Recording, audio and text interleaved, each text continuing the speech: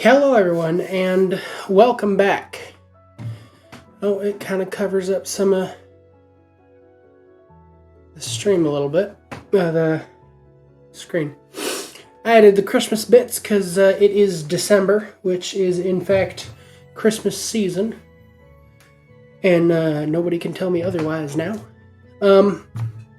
So, tonight, we are going to be returning back into D&D, back into our wonderful world of the mystical misadventurers.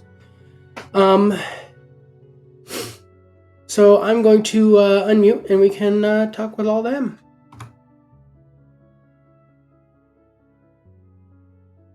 Hello? Hello. Hello.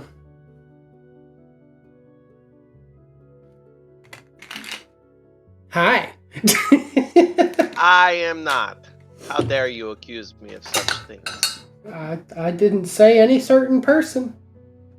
Sounds like a guilty conscience to me. Ooh. Okay. Okay, guys. I think you guys are gonna like my fact. What's up? Well, I'm gonna wait till you go wait. You go wait until we're officially started. Well, we've officially started. Hello. Welcome everyone to the third session of Mystical Misadventurers. Going to the Green City. So, would we like to do character introductions again? Let everyone know the people we are.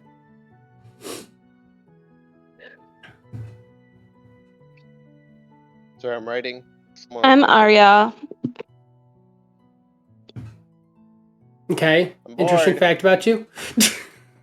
Oh, I don't know if that's the time to do it. Like you just said. Yeah. That's kind of the whole thing. Yeah. Every session is we start with an introduction of who we are, who we're playing, and I like being in the forest because I find it peaceful. Okay. Vorti. Hello.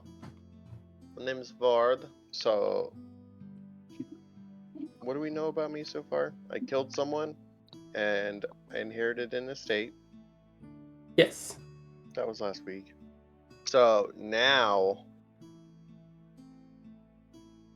we've figured out that I also have flashes of, I don't know how it's pronounced. Fuck. Nessus?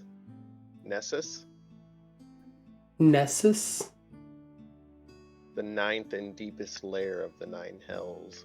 Oh, okay. I think so. I don't want to be able to see into or anything like that, but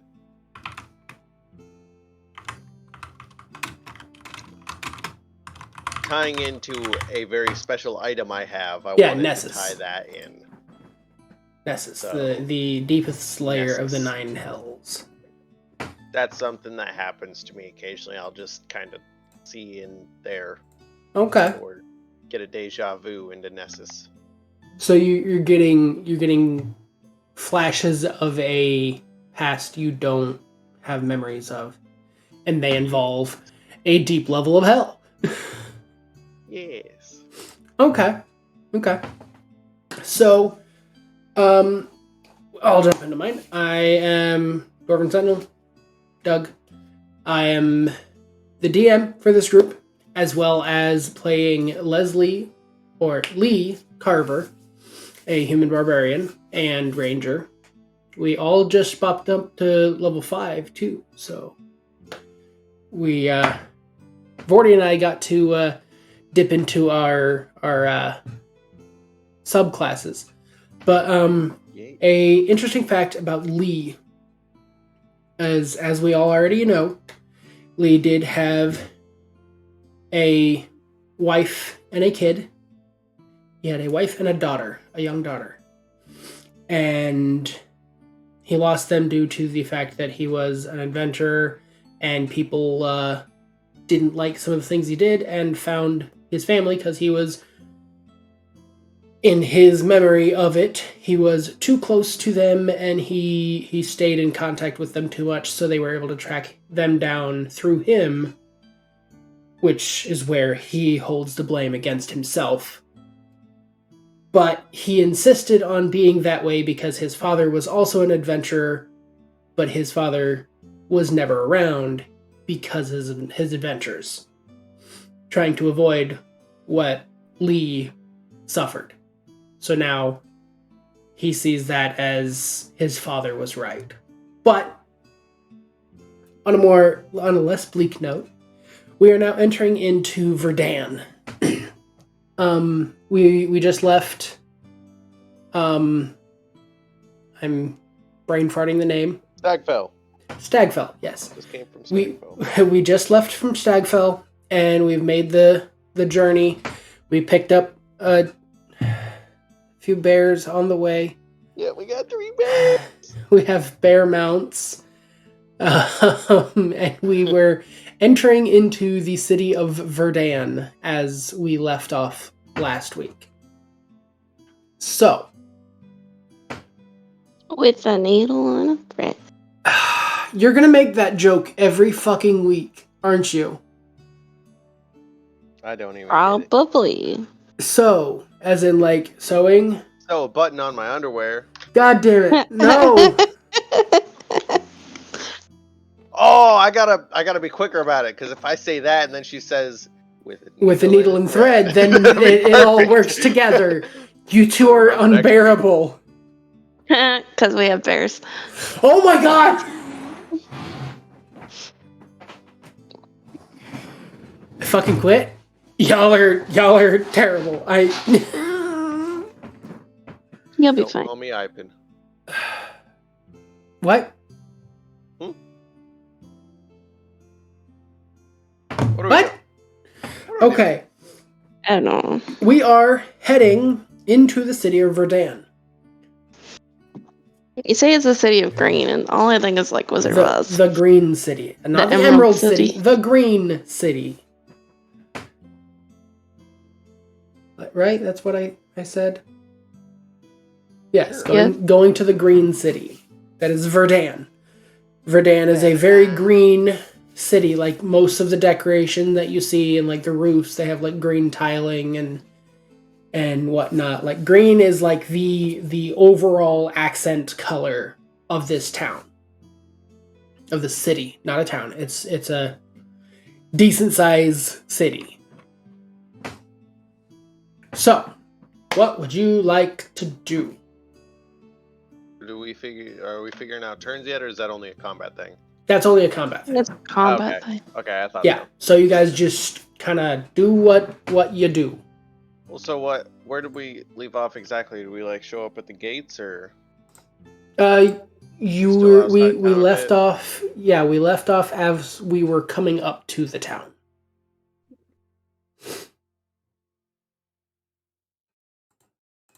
Can I check out what the town looks like? Like what they got? Like I'm curious. Do they have a wall? Like guards? Yes. So as we start heading up closer to them, we can see large walls. They're like maybe 10, 20 feet tall. No, like 10, 15 feet tall. I don't think it'd be 20 foot. But they're kind of not quite your typical stone. It's more like an adobe kind of smooth walls. They go all the way around the city, and outside you see like where there's some traveling vendors where they've just kind of set up camp and shop right outside of town as they would typically do back then. And then you also see like there's tile roofing over top of the wall, and you can see where there's roofing over where guards walk around on the outside edge. And there's a large portcullis as an entrance into the city. So and yeah, so it's a well and true city. Like it's actually a civilization is here. And you see past the walls, you see tall, towering buildings and spires and towers and all kinds of large buildings. A good way to think of it would be akin to like your typical like medieval fantasy city. So like as you look further in, you'll see the large castle, which would be where the person who runs the town or runs the city would be, whether that be a baron or a duke or whatever. Whoever's in charge of the city would be the person who would live at the large I feel like that's castle. where we need to go. Yeah, I was gonna say I kind of forgot why we even came here. I just know we got to try and. Oh, we came to talk to the Baron because he's the brother of Aaron. Aaron, okay. Aaron. All right, so we go up to the gate. I'm assuming. Are you just gonna spam chat? No, it won't let me claim anything. It won't let you claim anything? Yeah, like it's something on my end because like Okay. I can't click like the thingy will turn green to get like the extra. I'm hearing you twice. Oh my. I don't know. Hearing me once. I guess I'm only sometimes hearing you twice? That's odd. Oh, maybe my phone's not turned down. That's why. Oh, so I'm hearing the stream. Yeah. Okay, well, it's not letting me do channel point redemptions either. Oh. Did you turn them off? No. Okay, no, it just let me do posture check. It just won't let me do it through the web link.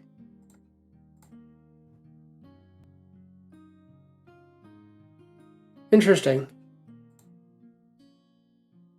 Did you sit up? I claimed it. So we still gotta do it. You're a pain. You know that?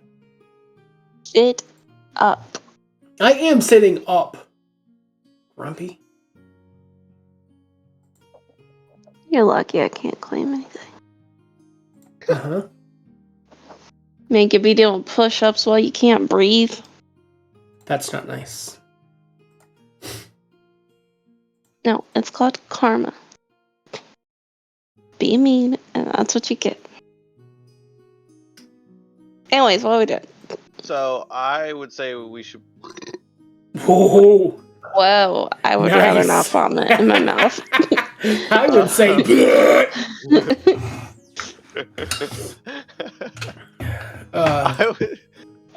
Fuck. Okay. I say we should go approach one. Are there guards like chilling by the? There's guards all over the place. Everywhere. Like as often as you would expect to see them. Yeah. Okay, so I'd say we go talk to some of the guards standing at the front of the gate.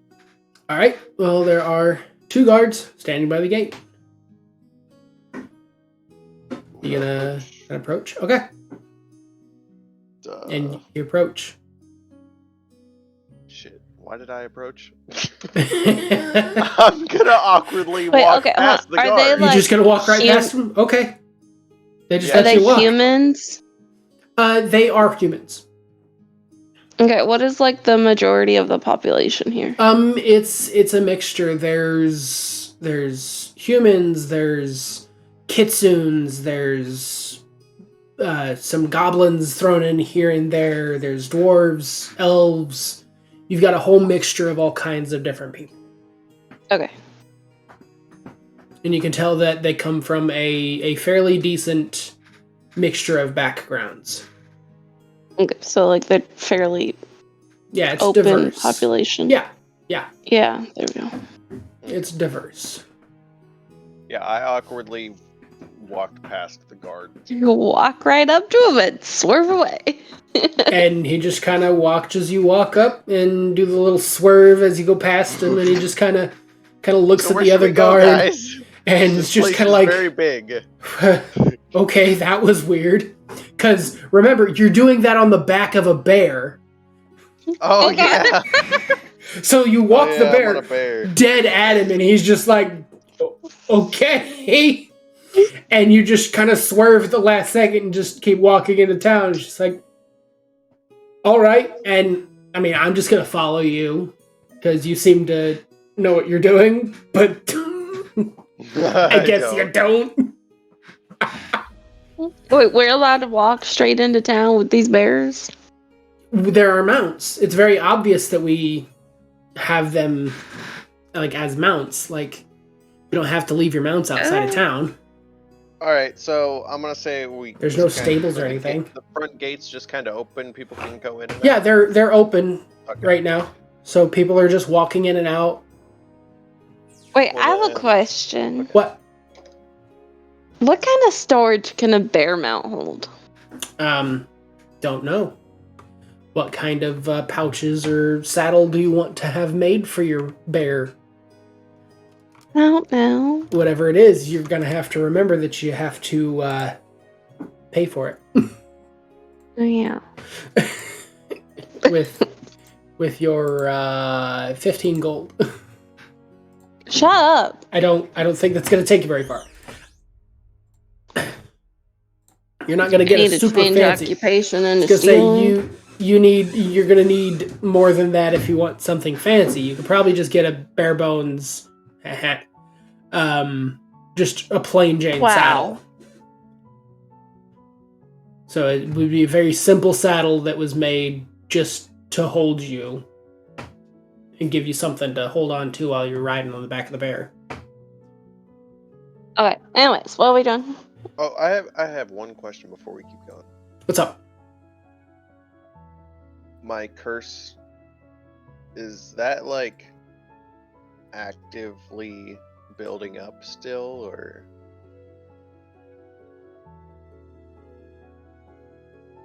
I'm trying to remember your curse. The helm. Oh, your helmet. Okay, Hold on. Because I was thinking about that last game, but then I forgot to bring it up. I forgot what we had struck on, how that's gonna work. Oh, okay. It's you didn't use it because it only gets affected when you use it. So how? So if you try to use it to cast Dominate Monster, which that's only when it affects has a devils, chance.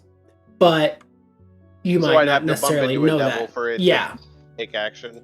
yeah, Okay, I kind of like that still. That's okay. yeah. But it's still a nice helmet that you can. That almost feels like I have have- a chance to be corrupted if we bump into devils. Yeah. So. Okay. I was just curious to that. I forgot what we had said about that last game. I didn't know if it was something that happened randomly in combat or if it was something that happened with something like only certain creatures, like we just said. So that's perfect. Okay.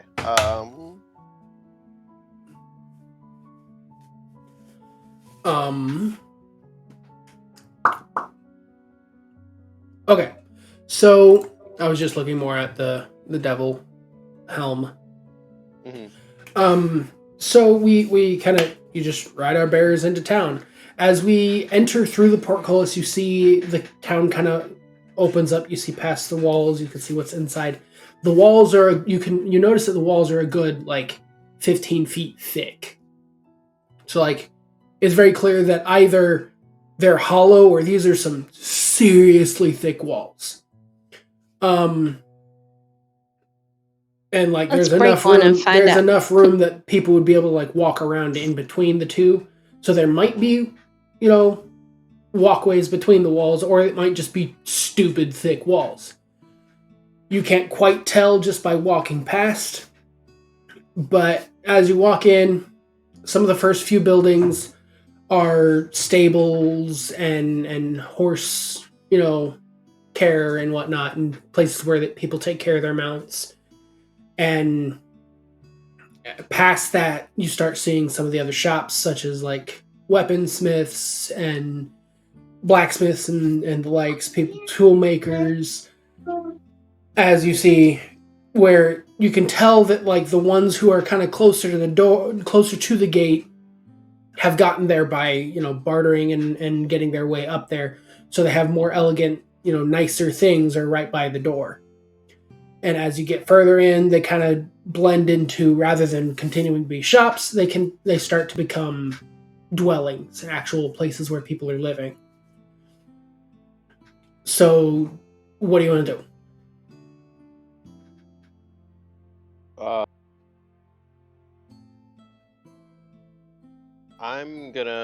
Can I look around and see if there's like a guard barracks somewhere? Yeah, you can. We'll go perception.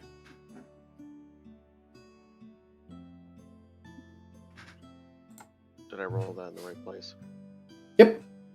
Okay. Got a 16. All right. With the 16, you fairly well pick up where the barracks are. They're in the first bit of barracks is just past where the shops kind of stop. There's the first of what seems to be multiple barracks, but this is the one by this door. So between shops and the residential area, sort of thing. Okay. So it seems as though they gave some room for shops to be right by the door, and then you get into the guards where you're actually entering to the town proper. So this is still, the castle is actually well past. So there's a good bit more city before you actually get to the castle. But yeah, the castle is going to be in the center of the wall. Okay. Yeah. All right, sorry. It kind of leads up a hill a bit, and then you have the large castle. What do you guys think? I'm going to start talking to you guys a little more because I just kind of leave. I just realized. So what are you guys thinking about possibly trying to talk to someone in the guards, in the guard? Like someone high up in the guard first before we just straight approach. I mean, Lee points out, says we could have talked to the guards at the door. I thought you were going to with walking those guards, right at him. Well, after I thought about it, I approached that guard. He's on door duty at the front gate that they leave open all the time. They're not gonna know shit. I mean that's fair. That's fair. They're gonna know who comes in and out. That's about it. Other than that's like, fair enough. Through the front door too. It's not like who's coming in the back door that we don't know about. I mean, the back door. I don't know if there's exactly a front door. It seems like there's probably some on other sides. Secretive ways, other than like we want to know more about who's getting in and out, and like we want to you want to find out about the seedy people, the because if less savory Baron folk is the brother of this dude that made rogue clockwork agents, then like he's probably not that great, or talk to at least a little bit, even though it's a nice big city. Yeah, fair enough. So where do you think this Baron's gonna be at? Well, the Baron, is that like the ruler? I mean, probably. I don't know if this place has a Baron or I've never been here. So I try to avoid cities. I don't know how a hierarchy works, so I don't know. Is like the Baron. I guess we're here for the Baron, so. Yeah. So I guess we could just ask a guard where the Baron is.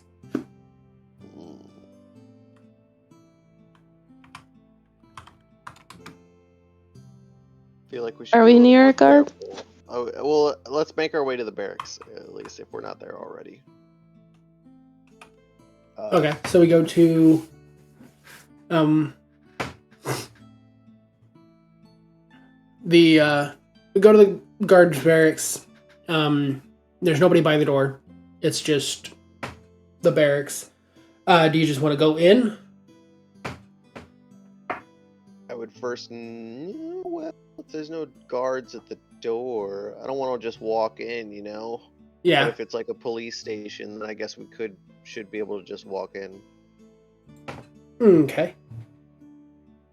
So I'm gonna say we should just kind of walk in.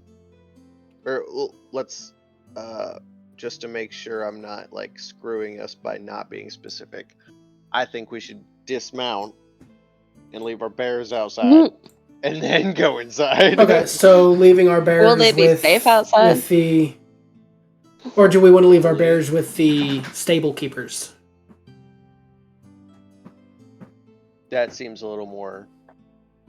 Yeah. Okay. Yeah, we can do that. So we go up to the stable to deposit our bears, and as we come up, a stable boy comes up and asks, "Are you guys wanting to store your bears for the day?"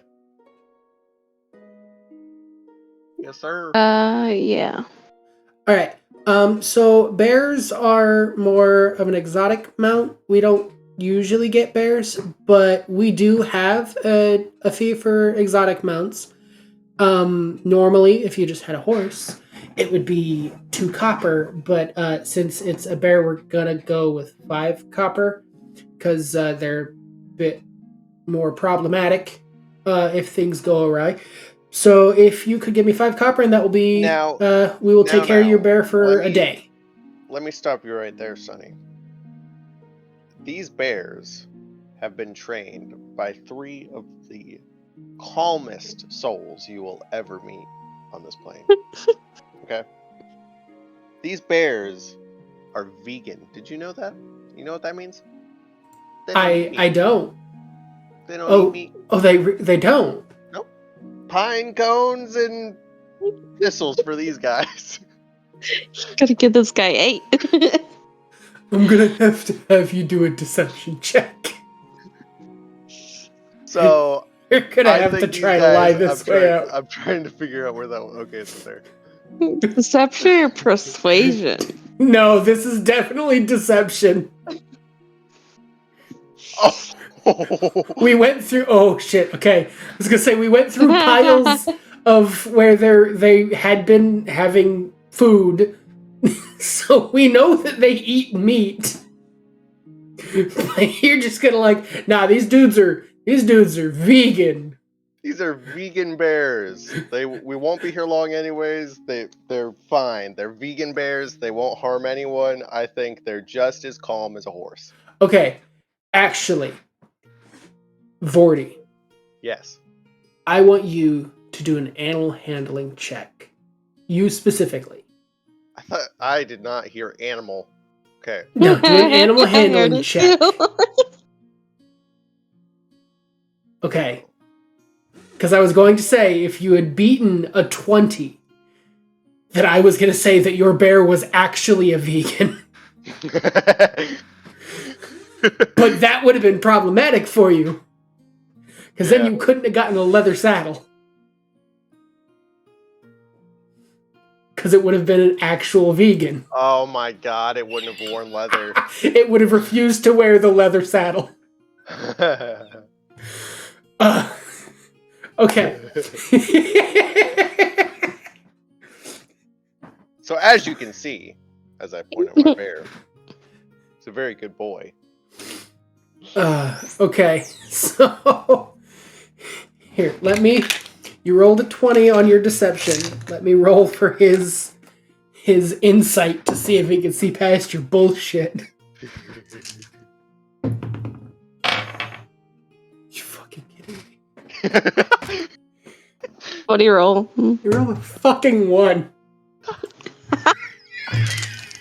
He's a dumbass. What the fuck? Who put him in charge of the stable? You guys are gonna kill me. I mean, technically, that's probably the easiest job. Feed them and clean up their poop. Yeah. Alright, so he says, I didn't realize that you could tame bears to be... You said vegan? Oh, very. Whatever that means. I'll go vegetarian. I can... Nope, vegan. I can do 3 copper. It's a deal. Okay. 3 copper each, right? Yes.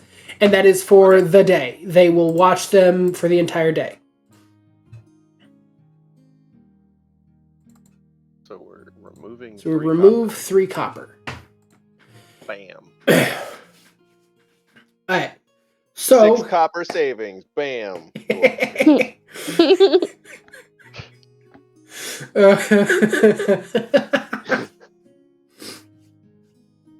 Alright, so we get there, we dropped off the bears, and so we then head back to the barracks, I'm assuming? What? Yep. Okay. Back to the barracks.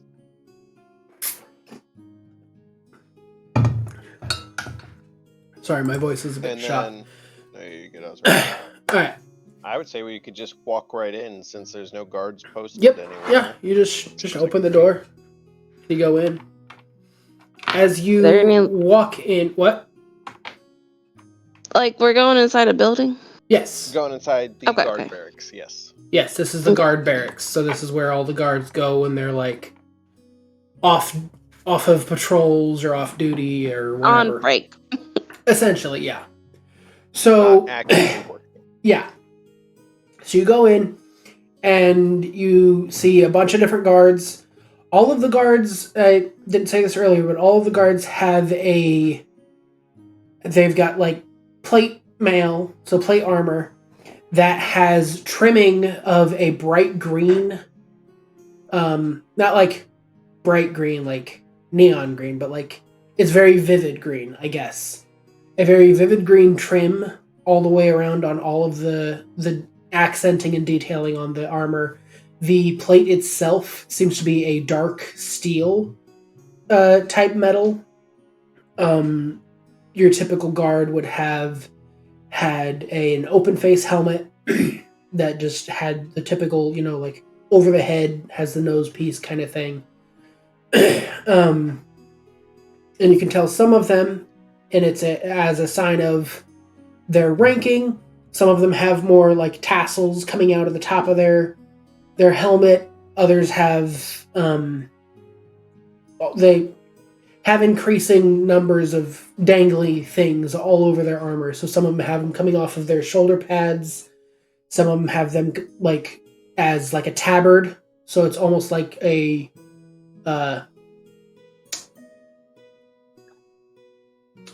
robe, not quite a robe. Like it goes over their, like a tunic almost, that goes over their armor. And as you can tell, as there's more adornment, that's a higher ranking officer of the of the ones that are in the barracks that you see now. You see a couple of them with a few tassels here and there, but nothing like extremely extravagant. So do you just walk up to the first guard you see, going to... Well, I mean, does Aryu want to do anything first before I do anything? I'll follow you. Okay. Because I'm a paladin, is there a way I can like sense religion or anything like that? Or, like, can I search the room for any? Okay, there we go. Can I search the room to figure out what this? Oh, how am I trying to say this? I want to know what they follow, even though it's a diverse city so far. Okay. If there's like a pushed religion, yeah. So see if there's like religious artifacts on the wall of one kind or something, or if the guards are even wearing a certain religious.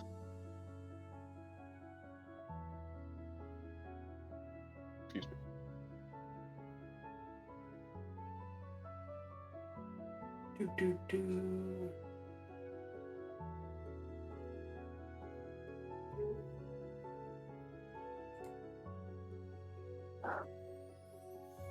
Okay, so I would do a religion check for that. 21. Damn, you're just hucking out all the high rolls today. So you look around the room, and you don't really see anything particularly like religious symbols or the like. You do notice one of the guards is sitting there like moving a rosary bead, so you can tell that he's actively praying right then. But other than that, you don't really see anyone who has any sort of broadcasted faith. Approach the guy with the rosary. Okay. I'm gonna wait for him to finish his prayer. Okay. And so you're watching as he's like messing with the rosary bead, and then you see him kind of tuck him into a pouch, and then he looks up and, oh, I'm sorry, I didn't see you standing there. Can I help you? Are you lost? This is a guard's barrack. Oh yeah. We're new to town. We're looking around, checking the place out. Sorry, there were no guards posted outside, so I figured we could just kind of come in. Checking the place out? Yeah, like the city. Seeing your city. Okay. You've never been here before. I mean, I couldn't help but notice you had a rosary in your hand when no one else did. Yeah, I was doing my prayers. So you're a faithful man. Yes, I am. Am I allowed to ask him what religion he has? You can definitely ask that. Then, may I ask what you follow? He says, well, that's kind of a personal question. I'd rather not talk about it. It's not good to speak of religion in mixed company. It's kind of one of those rude things that can be divisive sometimes.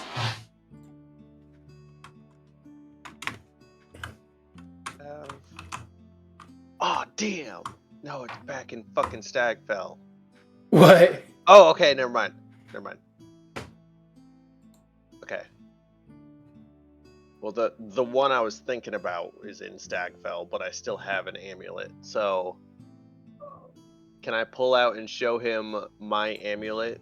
Oh, so you're going to show him that Christian you're a paladin? Yeah. Like, let him know that I'm a paladin. So you pull out your holy symbol? Yep. It was, I see you're a holy person. Are you a holy warrior, or are you just a religious person? A little bit of both, I believe. Okay. Who would really be? Sure. I guess since the conversation has gone there, what deity do you worship? The Christian God. Christian God. Huh. Have you heard of him? I have. He has been kind of up and coming. He's starting to spread fairly well here. It's a pretty solid faith. Pretty solid faith. Very strong people behind it. Yeah. May I ask what your symbol represents? I'm not good at talking, Tommy. I'm trying to learn how to roleplay. No. The other person, Very like the guard, he doesn't seem very happy about your religion. Yeah, he doesn't seem very open-minded. Yeah. Or at least a laugh. Hell. I'm trying to figure out how to interact with him because I want to get close. Okay. Close. The way you said that. He's the one with a rosary, so he's one faithful guy out of all the other guys in the barracks. Yeah, I guess. Even though you probably didn't intend for me to see that, but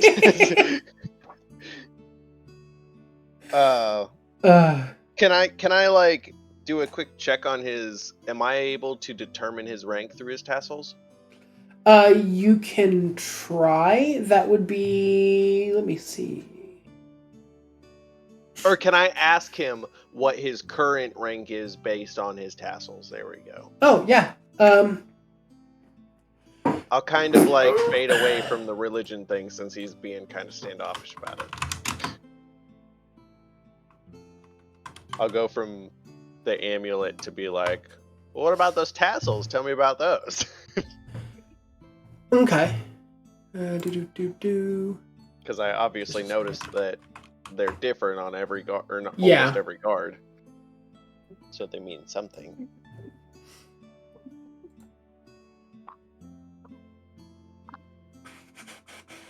So he has... Where the fuck did it go?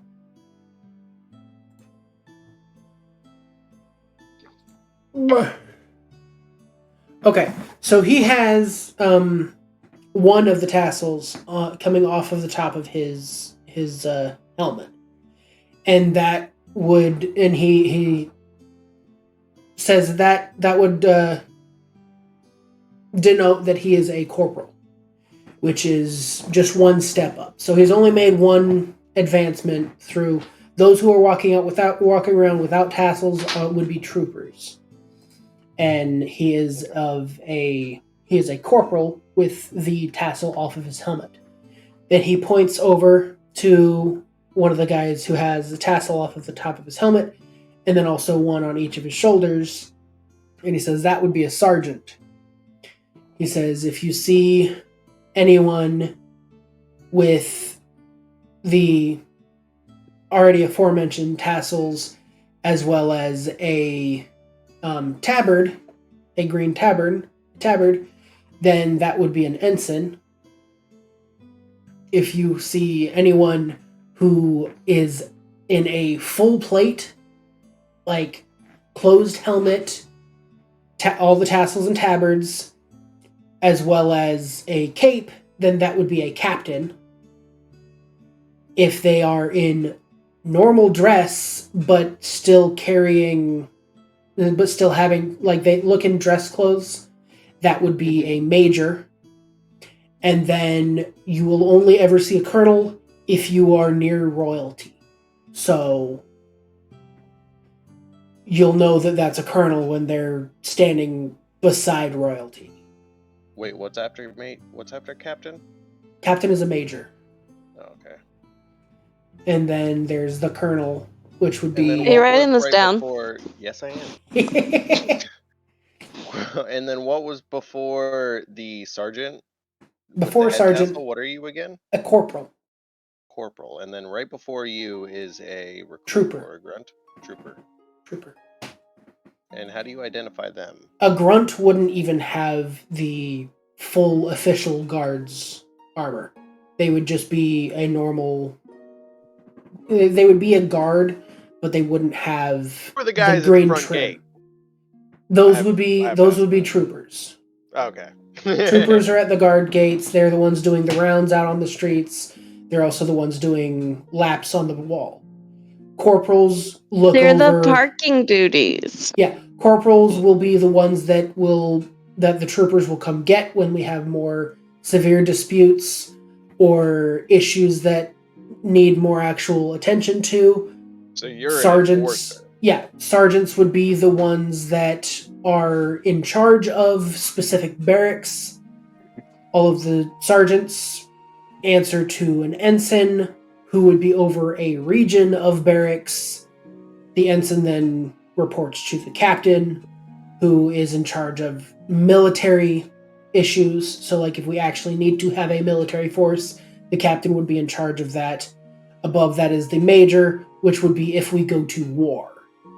They would deal with that. And the colonel is the military advisor to the royalty. Okay. So the majority of the guards you're going to see around town are going to be troopers. Okay.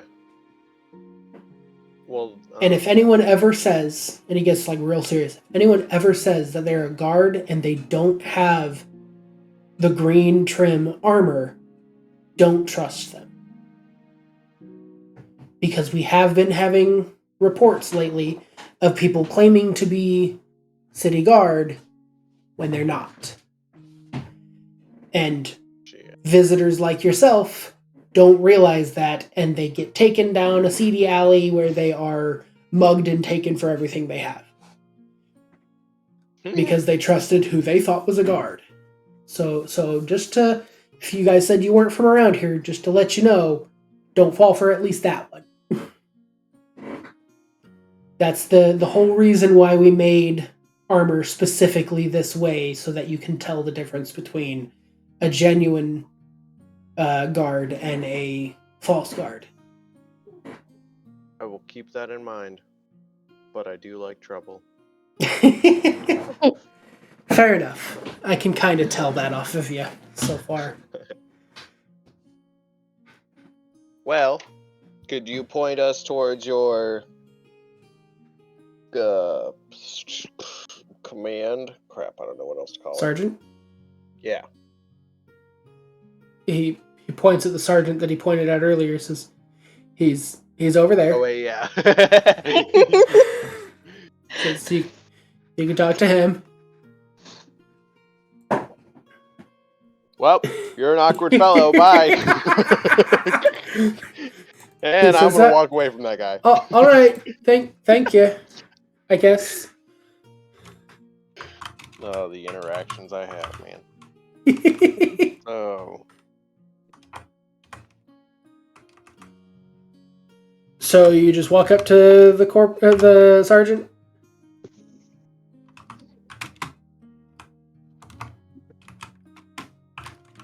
Yeah. So yeah. Just walk up to the sergeant. Intimidating. And you walk up, and as you're walking up to him, he's at a desk, and he's kind of like logging things in a logbook, and seems to be doing like paperwork-esque type stuff. Do you say anything? Sir, do you happen to know the Baron? He looks up. He says, "The Baron." Yes. The Baron. I don't know. There's a few of them. God damn it! You guys have really complicated governmental systems. You know that? Why do you need 10 guys with the same position? This makes no sense. I mean, there's the count who runs the city, and then he has a few barons who are take control of specific districts of the town. Like, that's so, like, are you wanting the baron for this district or of Verdun? Or does Verdun have Verdun has different districts? Oh man, this world's getting bigger as we go. What the hell is happening? Stagfell is not this complicated, sir. Well, Stagfell is a hovel. It's a very, like, you could almost barely call it a village. Listen, you better talk nice about those people. We just saved them. I'm not saying anything bad about it, but like Clockwork Knights. Can Clockwork Knights in Stagfell? You realize they had a nuisance over there? No, we were unaware that there was any issues. No one ever asked for aid. They could have used some of these troopers, sir. It's a 4-day walk. We would have gladly sent some, but we never knew that there was an issue. Don't have mounts. Does any of the barons have a brother that live over there? I don't know of any of the barons having family living out there. One of the Baron's family is recently deceased. Oh, okay. Would you like me to try to send out a courier and let them know that you said a brother? Wait, I'm gonna turn towards you guys. Do we know his last name? No. Just Aaron. They only ever said Aaron. I never asked anyone either. Not that they know, but shit. You know a guy named Aaron? Please meet us at this location. Is that what you would like me to send to the courier through the couriers to the barons? No? I don't know. Oh, okay. Don't make it sound so I'm trying to figure out how I'm to help you, but it seems as though you don't know how you need helped. Because you're asking for the Baron of Verdan, and there are 4. Where can we find said barons? They would be relay this information ourselves. They would be in the district buildings of the district they're in. Could you give us? Is there a way anywhere we could find a map of the town to get around a little easier? I mean, he points to the wall where there's a map of the town. I know we can't literally have a map. I'm just trying to fucking know what I'm doing. Okay, so he points up to the wall, and you see a map that's been drawn of. It looks like it's a. Arya and Lee are very quiet. Just saying. I mean, you're kind of taking point. I mean, I know, but I'm like just fucking bullshit, and I don't know what I'm talking about. You're doing a very good job bullshitting. Arya doesn't like cities that much. Yeah, I don't either. It is a like rough circle. You can tell it's not like perfect circle, but it's close enough as they would have been building the wall as they were going, and so it's kind of a little bit off, misshapen, but it's circle enough. And you can see there's like some dotted lines segmenting the city into 4 different districts. One's a little bit larger than the others. You've got the other 3 like pie chart or like no Attack on Titan style. I don't know what Attack on Titan style means. It's like consensual circles.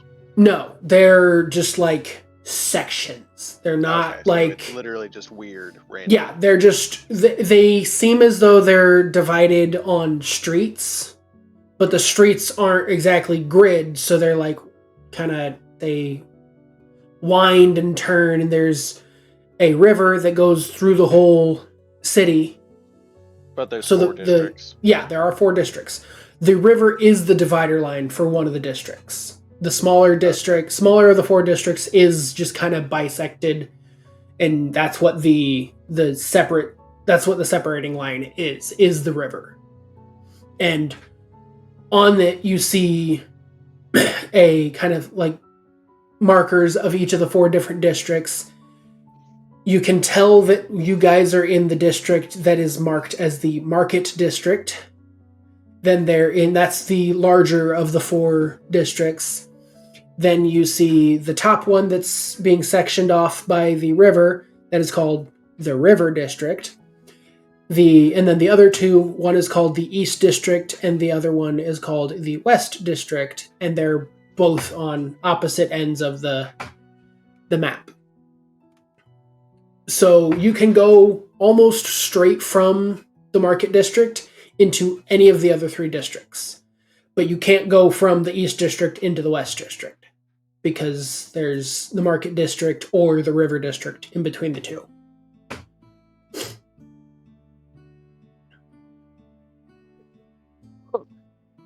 I'm going to turn back to you guys. I think we need a game plan.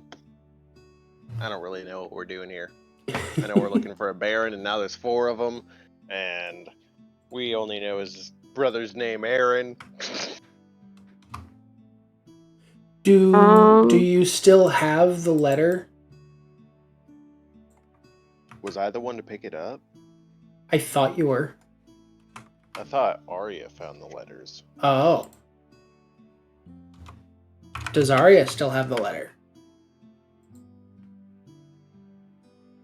I think so. One of us have a letter. Okay, so if you have the letter, you might be able to hand that to him and say, hey, this is what we're going off of. The man who wrote this is dead. Did we do anything with did it just completely explode, or do we still have clockwork stuff on us, like the spider? No, it exploded in your hand. Oh yeah, fucking hurt me. Bitch.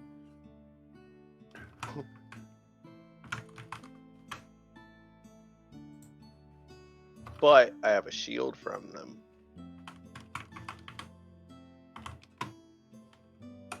Yes. And a lance.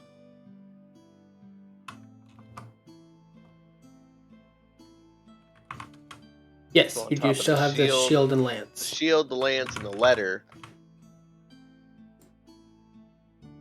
We could prove that we've been against clockworks, and that we've seen the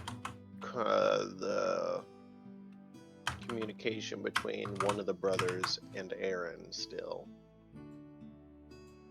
Okay. Are we still there at the barracks? Yeah, you're just looking at the map. I have one more question for the corporal. Okay. Or the sergeant. Okay. Whoever, yeah, sergeant. Are any of the barons currently related? I don't believe so.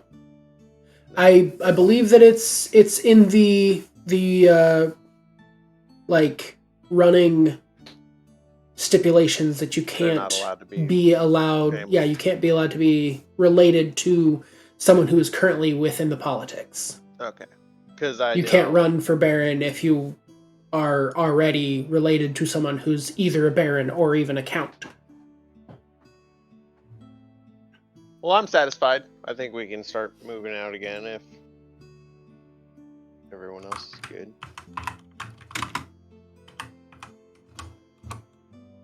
Okay.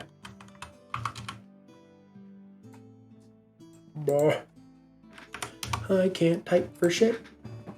Keeping track of the instructions I gave you. Yeah, I'm gonna step outside. Don't want to get lost in the old town you're made. Oh no, I already have that stuff down. I was the guard stuff. I was making sure that I was going to keep that consistent because I don't want to in the future. You're just like, oh well, describe the guard, and I go, oh yeah, and I go and describe a fucking captain. And you're like, oh, this is an important guy. Let's go talk to him. I'm just like, fuck. So,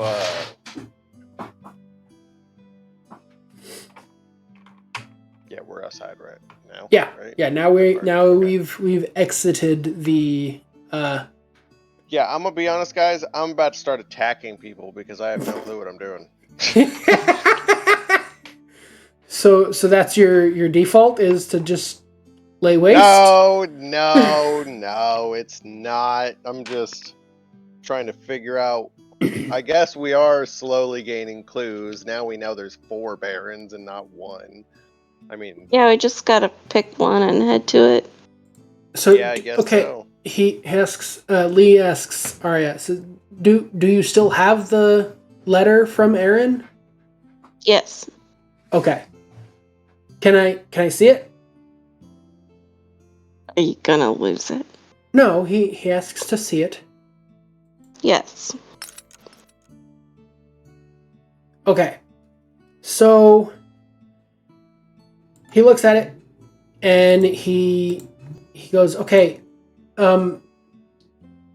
See, I didn't read it before, but looking at it now, something I was wondering.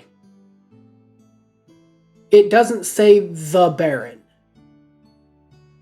of Verdan. It says Baron of Verdan. Maybe it's just his name. So we don't have a last name though. Wait, so his brother. Wait, so okay, so you got Aaron. And I mean, you got Aaron, and yeah, like. Do they got a sister named fucking Karen? What's going on here? I knew a set of twins when I was growing up. Their names were Evan and Ivan. People are weird when they name their kids. What if they weren't twins? Well, that doesn't matter. Well, they could have been Aaron and Baron and Ivan and whatever you just said. Oh my gosh, are you saying that they may all be related? Yes! I don't think that's the case. Evan and Ivan were weird, but they weren't that weird. They weren't, let's build an army against an unseeable enemy. What?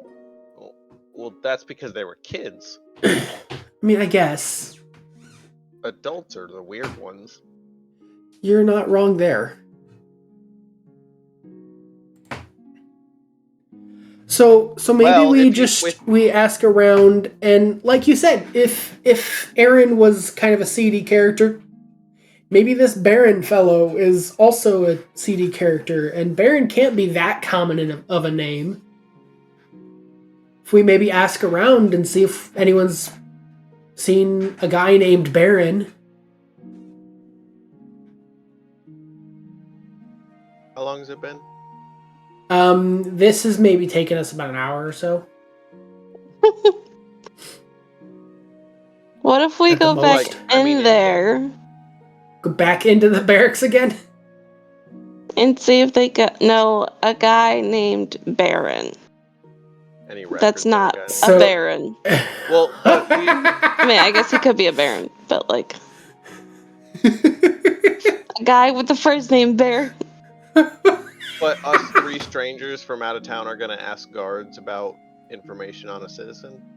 That is going to be really fishy. That's going to be extremely fishy. Especially we were just asking them about the Barons. We filled them in that a Baron, actually, yeah, we did tell them a Baron's family member had passed away. When it might not even be an actual Baron. So now there's going to be Barons on, like...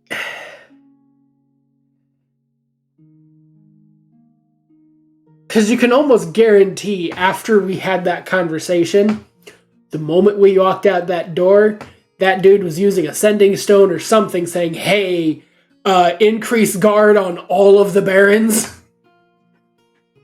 Because there's some fucking weirdos asking about them. Saying they killed... saying that there was a guy died in the town over. And that apparently there were clockwork nights. We did kind of just raise alarms a little bit in the city. And we're asking about people because somebody died. See? You guys let me lead, and I'm raising alarms in a fucking city. I'm gonna start attacking people, I told you. I don't know what I'm doing. Alright, so are there, like, people walking by? Yeah, the city is still, living. We're still in the pretty, like, up by the gates kind of still. Yeah. Okay, so I just walk up to someone, okay? Okay. Ask them if they know a guy named Baron. Okay, so you... hang on. Let me look at what to have you roll here. Oh, wait. I have an idea, but I have to... Is it okay if I run to the bathroom real quick? Yeah. Never. I'm sorry, guys. You're good. Roll... Animal handling? No. It's not going to be that nice. Go ahead. Okay, so you're just going to go and just ask people about Baron. Right? Yeah. Investigation. So... Sure. I'll have you roll investigation. Or persuasion. Roll both. Here, roll. I was gonna say roll both, and I'll just let you take whichever. So persuasion. So you go through and you're trying to talk people into giving you information. So the first lady, and I'm just gonna say you're rolling that for talking to all the people that you see by. So first lady, you just like immediately turn to her. And, have you heard of Baron? And she just kind of like, you startle her and she just kind of starts hurriedly walking away. Like you freaked her out. And then you just like go to the next person. Have you heard of a man named Baron? And they just kind of like shrug away from you and you just keep asking. Keep asking. And eventually you finish those errands.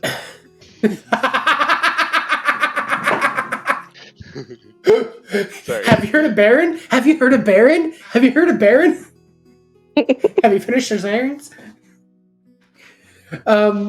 So as you're doing that, you hear from one of the not really dark alley, but one of the alleys between one of the buildings, and you hear, "Hey!"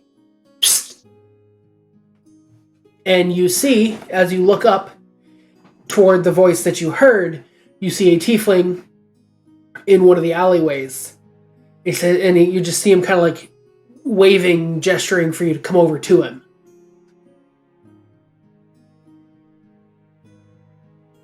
What are you gonna do? Perception. Perception? For like any shit. What are you doing perception for? For like any suspiciousness. That would be an insight check, dear. Oh, Can good. I also do an Perception insight? is not Yes, good. you can also do an insight check. I'm gonna look. I'm gonna also do an insight check because fuck it. Oh, I think he's fine. 26. He seems like an upstanding gentleman to me. I mean, he's in a dark alley, and he's gesturing for you to come to him as you're asking random people about Baron. He does seem as though he is actually trying to help you, but it also seems like there's something off about him, just in general. So, what are you gonna do? Wait, I rolled a 26. Did you factor that? Yeah. Okay. Lee walks right to him. Lee doesn't hesitate. He's just like, sure. I guess we're going. And he walks forward. Because I will follow behind both of you. I rolled a fucking 4 on my insight. Yeah, I'm so the Lee most doesn't see insightful anything right wrong. He's just like, fuck it. Yeah, you seem like you want to help. And so as we walk closer to him, he goes, "All right, quiet down. What do you need Baron for?"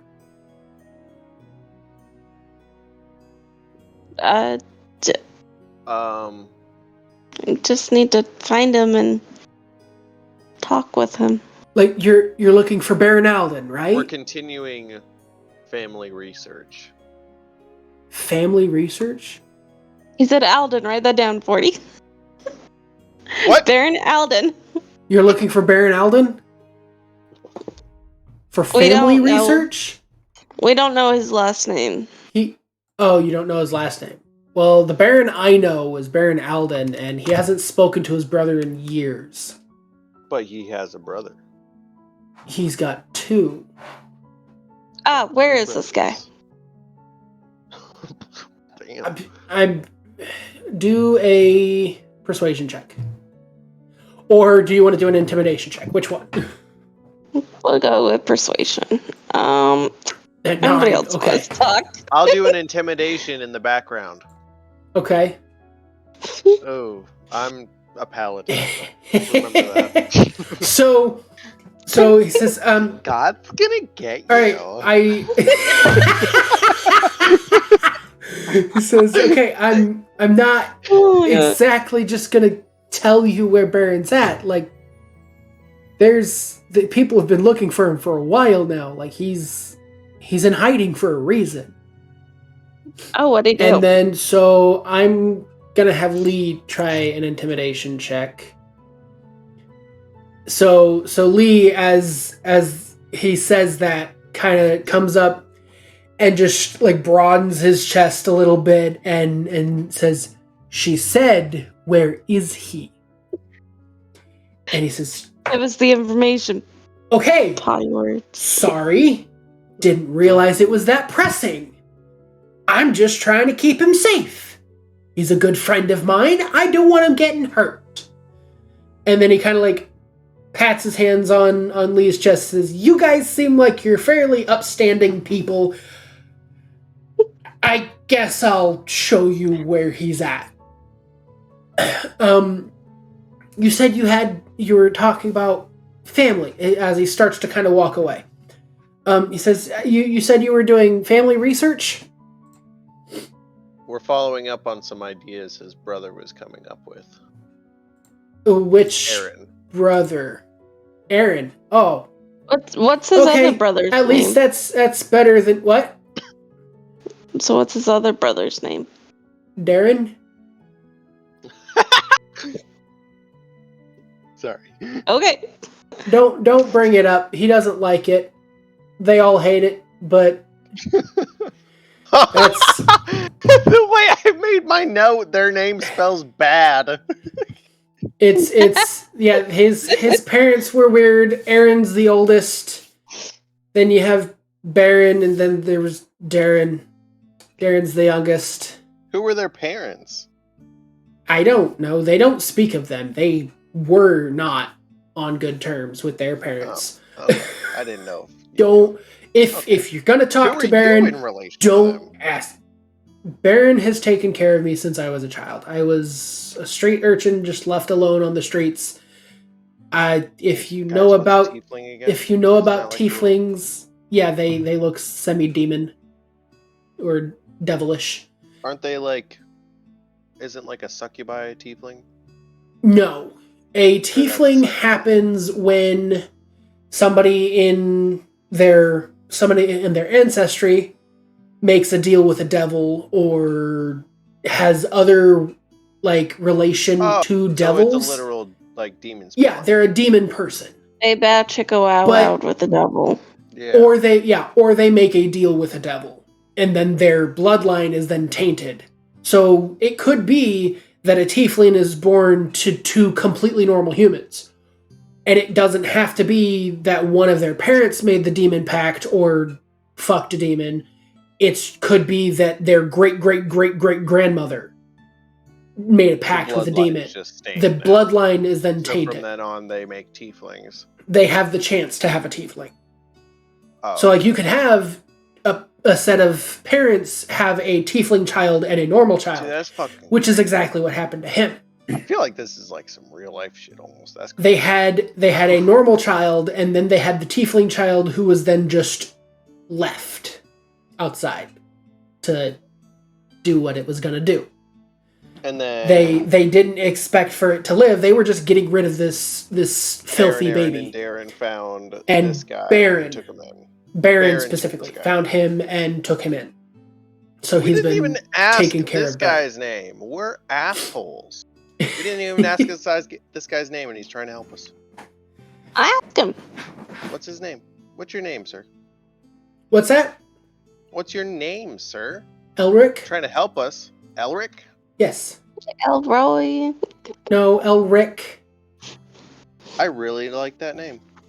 Thank you. It's very noble. Baron gave it to me. You should meet Elroy 40. You would like him. No, you're never going to meet Elroy. Elroy died. No, he didn't.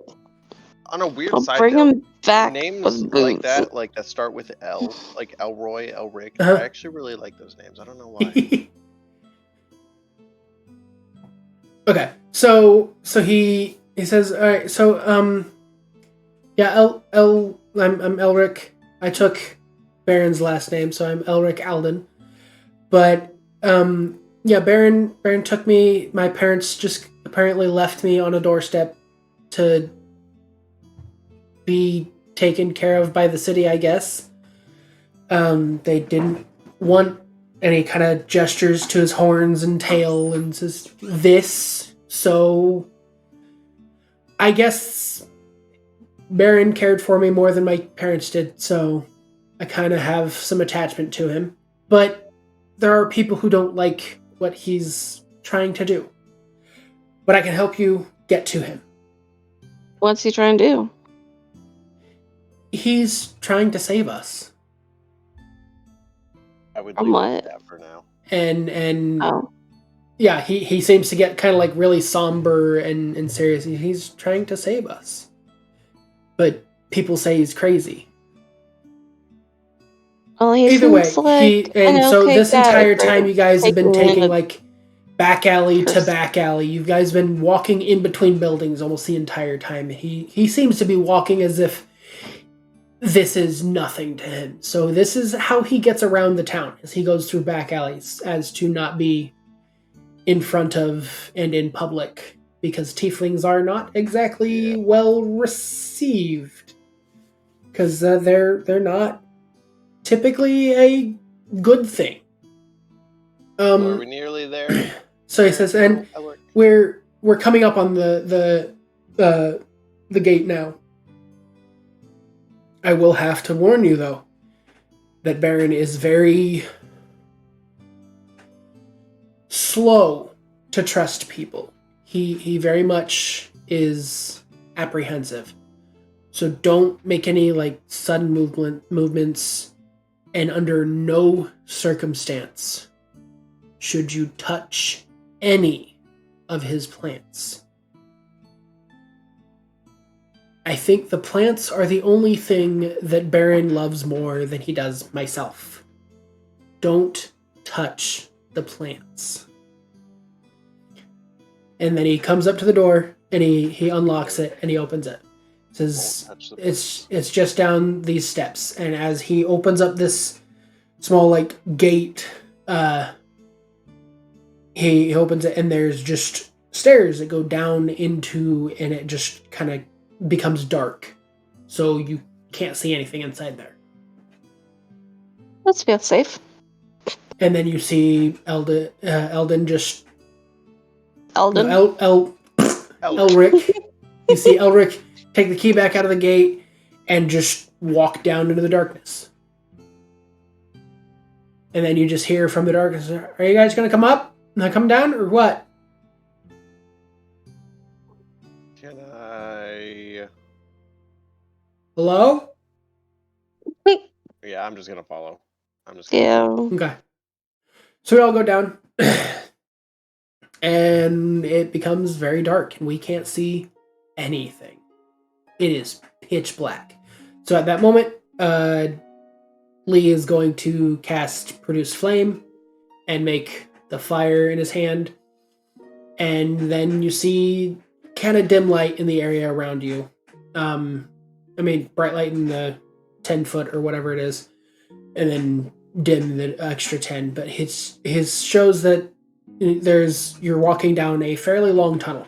The stairs go down for a fairly long time. Like you're a good 20-30 feet below ground by the time the stairs end. Should have brought our bears, dang. We can see a little Say what? So we should have brought our bears, dang. The bears would not have fit. We're also in the middle joking. of the city, so it's like kind of just inconvenient. But I'm gonna pull a torch out, and you want to light this for me, Lee? And Lee kind of holds the flame up to the torch, and he just dispels the flame. Bright light of 20 feet. Okay. Dim light of 20 feet. Okay. After that. So you illuminate the tunnel. Are we right behind the tiefling? Yes. Okay. And he goes, "Oh." You don't mind us using torches, do you? He turned around and goes, "Oh, I am so sorry. I forgot you guys can't see. I can see down here, and Baron has goggles that he uses that lets him see. I completely forgot that humans can't see down here. I'm so sorry. I would have grabbed one of the torches at the beginning." Is Baron not a human? He is. He just has goggles that let him see in the dark. They're enchanted. Did you just say that? I feel like you just said goggles. But I'm just so used to Baron and I walking down these tunnels that we can see in because he's got the goggles. I forget that humans can't see. But yeah, we've still got a bit of a ways to walk, but we're most of the way there. And so, I'd like everyone to do perception checks to see what you see in these hallways. 10, 13, and a 16. Okay, so it was going to be fairly simple. So you all passed them. So you see it's your run of the mill. It's just the archway, and it's a long ass tunnel. Kind of seems damp and moist. You every so often you'll see like a mouse or something run past, or you'll hear like a rock or something slip, and there'll be like the stone hitting the ground, or there's the odd little pebble on the floor as you're walking through. um, but it's just a really long tunnel, and you start to, in the distance, past the torchlight, you kind of start seeing the flicker of firelight coming from the distance, but it doesn't look like it's coming directly through the doorway. It's coming from around a corner, so it turns into a room. I'll be right back. What's up? What? She'll be right back. Where's she going? I don't know. We were about to meet Barry. Ah. I'm gonna put the torch away while we approach, though. Okay. Do I delete a torch every time I use it? No. Like, is it consumed? Let's see. How long does a torch last? Okay, so they last an hour. I kind of literally just pulled it out. Yeah. Well, I would say that the amount of walking we did was probably a good like 10 minutes. If you maybe just take a note and say like you've got I've got the torch for a little longer. Yeah, you've got about a half an hour, I would say, because you used a torch previously as well. Yeah. Oh, I already deleted that one. Oh, you already deleted that one. Okay, well then we'll say that one's deleted, but you still have a half an hour use of that same torch. Okay. Are you back, dear? No? Thought I heard movement. Sorry, you probably heard me okay. around. Be right back. I'm gonna go check and see what's going on. Yeah, you're good.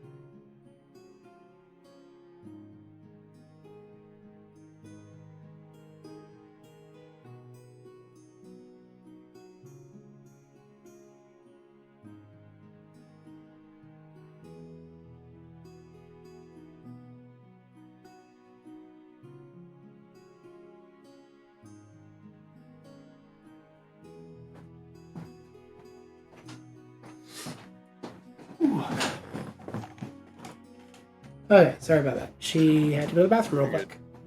But it was just very sudden. I'm just like, is there something wrong out there? Okay. That's kind of what I assumed, is one of the kids came out or something. But yeah, so it's just like, okay, I'm going to check and see what's going on. What? So because I'm curious, as a little side note, because of Elric being a tiefling, would he have a connection to my curse?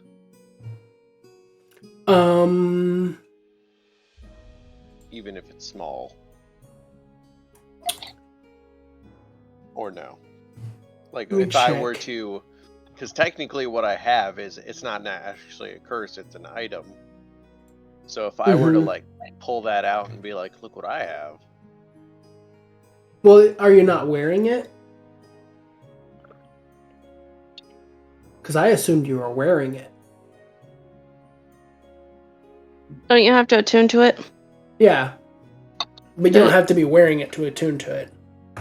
Oh, okay. I kind of assumed it was the way I thought of it. So it's in my pack. Okay. I have a normal, like my Hero Forge character, just like a normal bucket helmet, like an actual, like a paladin, but when the curse happens, it's a part of me. So like he would take it out of his pack and put it on at that point because the curse takes over. Yeah. But I don't know. I was looking into tieflings a little bit, so I mean, I would say if you were to try to use its hold if monster, I became a dominate if monster, it activated in front of him, he'd probably like he would probably freak the fuck out. But would he be a monster? Vordy? Like Vord? No, the tiefling.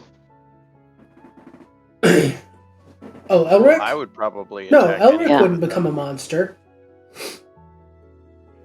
But if Vord like went into the pit fiend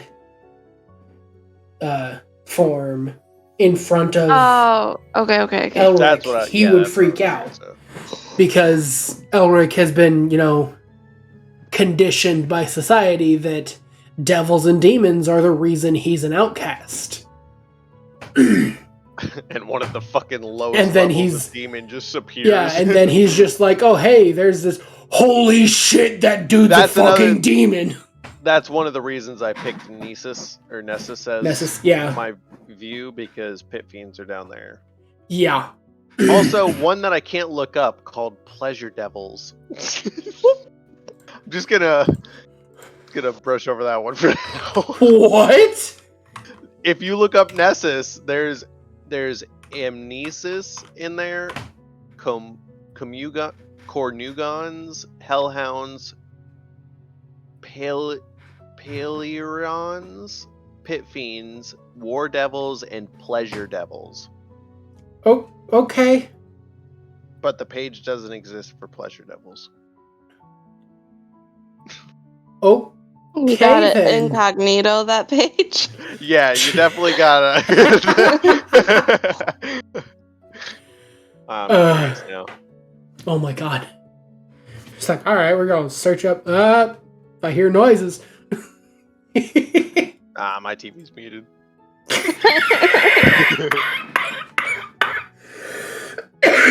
Oh god.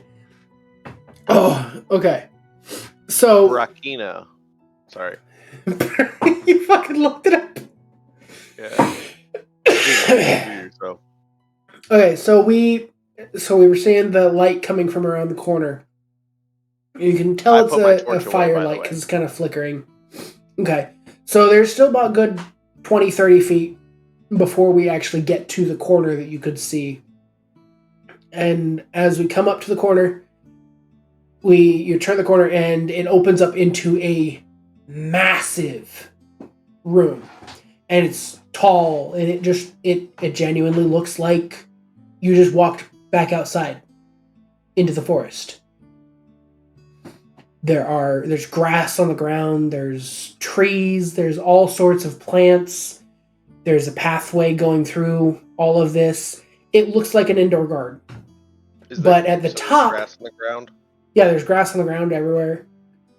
Guys, I have a very strong feeling about this. But there is a path. So there's a dirt path through. Stay on the path. and you can see the yellow brick road up in the sky, or the sky, heavy air quotes there, up at the top of this massive dome that is underground, you see what looks to be like almost an artificial sun at the top. And you've got this winding road going in deeper into this this dome. And the dome goes up like Elric? 20, 25 feet. What's that? I'm asking Elric what the sun is. That's just something that the Baron has made. He's fairly good with magic. He's been doing magic for as long as I can remember. So he's a sorcerer. Maybe. He does magic more related to plants and whatnot. As you can tell, these are his babies. But he's a druid, like? Yeah. Maybe. I don't know. Okay, so I know he can speak to the plants, and that the plants presumably speak to him. Either that or he just talks to himself. I don't really judge either way. Vord is going to do something based off that information. Oh, yeah? What kind of plants are we, seeing? You see some very large plants, like thick vines growing on some of the trees. Just all manners of plants. Like if you were to think of like a jungle almost, like it's dense foliage. And then the paths are almost like as you get further into the tree line, the paths almost become an archway of their own, of where there's enough room for you to walk through. Like, are there any vines too much down by the path? There's some, but none of them actually breach the path area at all. It's like the path has been... Yeah, it's as if the path has been... But specifically put off limits by the plants themselves. I could touch one if I wanted to. Yes, you could reach out and grab a vine or a plant. I'm going to lean over to a vine. Okay. I'm not going to touch it. I'm just going to get real close to the vine. Okay. Aaron is dead. Okay. And then I'm just going to keep walking.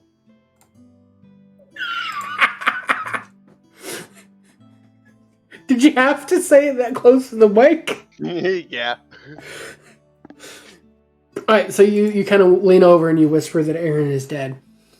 And then you keep walking? Is that what you're doing? Yep. Okay. Just keep walking. So you just keep walking, we go down, and the path kind of opens up and widens a bit more, and it leads up to a building where outside of it, you see... Say what? No, I was talking to myself, sorry. I said a building in a building. A building underground. But you see what looks to be like some crops in a small little garden, as well as some fairly large plants, some of which are just like almost the size of a tree, but it's like there's no branches coming off of it or anything. It's just a pillar of what looks like hard wooden vine. And goes up past the tree line where like you can't see past the canopy. And all sorts of other things. Could you roll a perception check, everyone?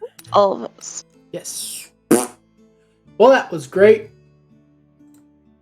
22. Okay. I got 13. I mean, I got 8.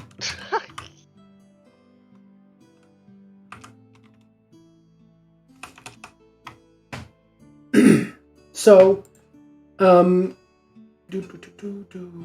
I don't want.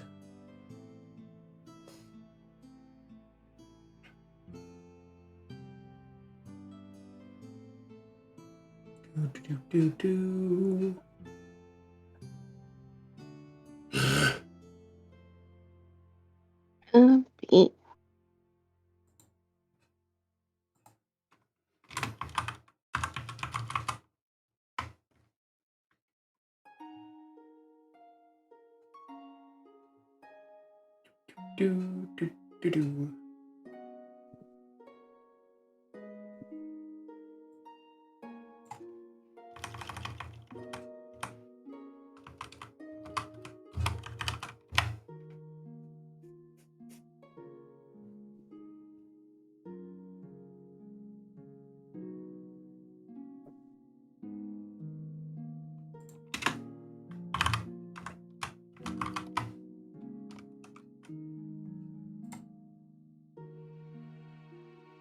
You good? Yeah, I'm just trying to find the fucking thing. On the left. No.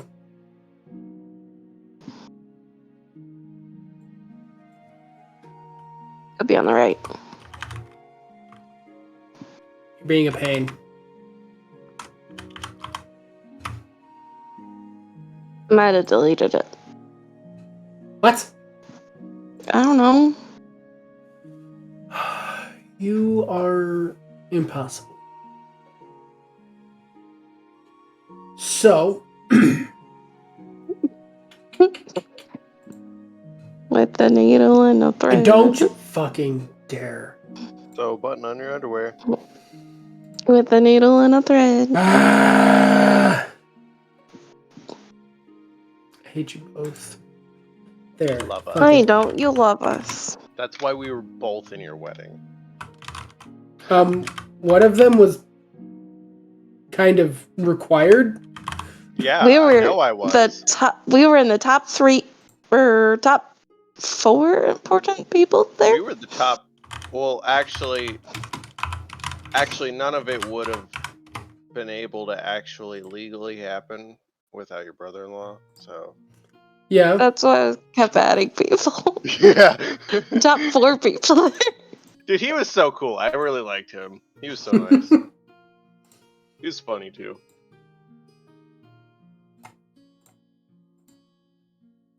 Yeah, he's pretty cool.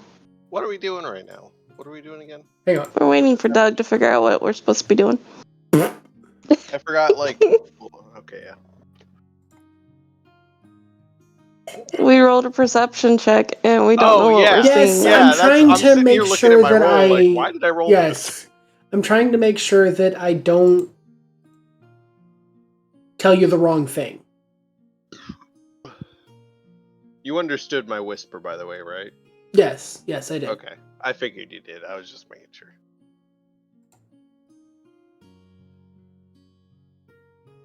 Fuck off. Don't do that. You're just Bakak. Cock. Fuck off. Don't chew that. Right into a chicken.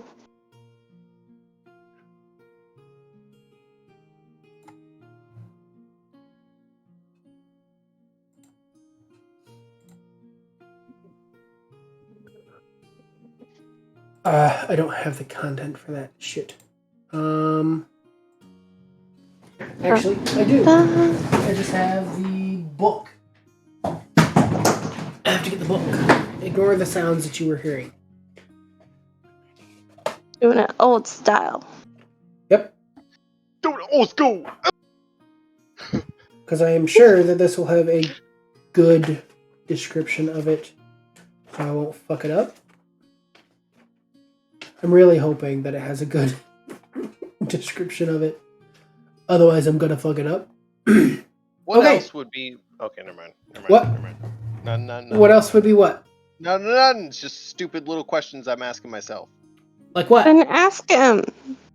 It's just like, what else would be considered in the area with the blacksmith and stuff in the barracks? Like, magic spell shops? Or more official merchants, not whatever. Merchants? Yeah, they would be people with actually, like, established shops. Yeah, okay, that's all. And I figured that once I was going to ask. A good question. So. Thank you. I said it's a good question. Oh, it's a good question. I thought you said I got question. It's a good question. So, you see, walking around the house, a couple of shambling mounds, which... I don't remember if I have that. I do, but can I get access to it without having to have the book on D&D Beyond? Sort of. 345.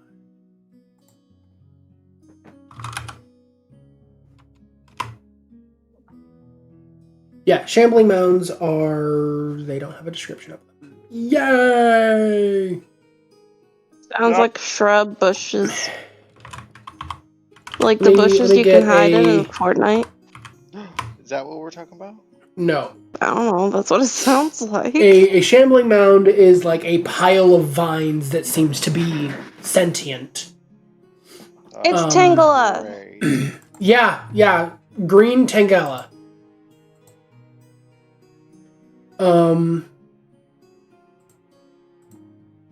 A couple like trees you can tell are like actually moving. They're not just like shifting or anything. They're like actually moving. They're not quite humanoid, but they're just trees that can move. You have some tree ents, which are like from Lord of the Rings, the ents. Yeah. You start seeing, they're called wood woads. It's gonna trip me out. It's like I'm on mushrooms. They're like small, normal-sized men just made out of wood, carrying like clubs and looks like their hand ends in a shield. But then shambling mounds are basically like just piles of vines and plant matter that have arms and legs that are walking around. And you see quite a few of those just all walking around. And then there's the building. So you see them, they're kind of like doing like menial labor. Like some of them are tending to the gardens. Some of them are like just doing different chores that need to be done around the farm. Are you guys just gonna walk up to the door? I'd say we go and knock on the door. Yeah. Where's the tiefling? Yeah, tiefling's right with you. Is Elric just kind of leading us to the door? Yeah, he's just walking with you to the door. I thought we were just following him. Yeah. But I assume we're just going to be following. Okay, so Elric walks up and he kind of knocks on the door.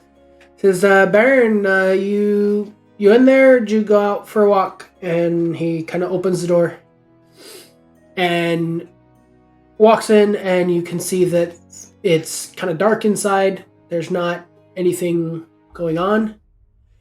And seems as though nobody's home currently. And he turns around to you guys and says, sorry, he seems to have left. He sometimes does that. I don't know where he went, but he's not currently home. And then as he says that, you see in one of the corners of the room, the ground just kind of starts to shift and almost seem fluid, and it just kind of parts away, and a grubby looking, like very dirt covered, like long beard, like just kind of scruffy, and he crawls up out of the dirt, and then you just see him kind of like move his hands, and the ground just kind of closes itself back up and solidifies again. And then he runs over to his desk and runs over to one of the desks and just kind of starts ruffling through papers and things like that, and like gathering papers and shoving them into like a bag. And then he looks up and he, what's going on? Elric, who are these? And Elric goes, oh, well, these are men that these are people that were asking about you in town. Like, they were out in the open, and I had to get them to quiet down. And they said they needed to talk to you. It's talking about your brother. And he goes, yeah, I already know. So you were the ones talking to my plants? Yes, sir. And he says, okay, so he's dead? What do you know about the clockwork that he was working on? He's been working on clockwork because that's what he knew. He knew technology and gears and inventions. He's always been good with his hands at making creations. He made toys for us when we were kids. But he's had trouble making life from not life. That's why Darren and I have been having more luck creating life out of things that were already alive. We've just helped it a little. But how did Aaron die? I can't remember who checked that out. Did you do it? No. Have you come for me?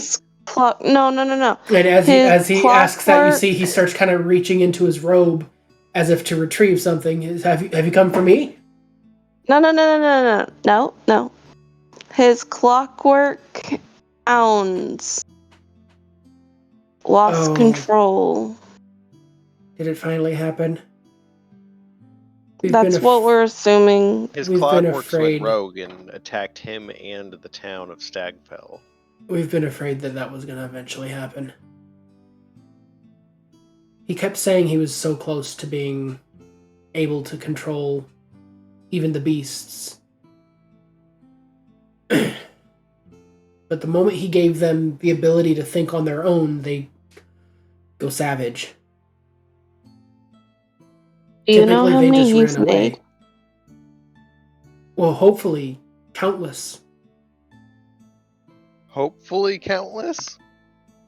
Yes. I hope he's been able to make thousands. That was the goal.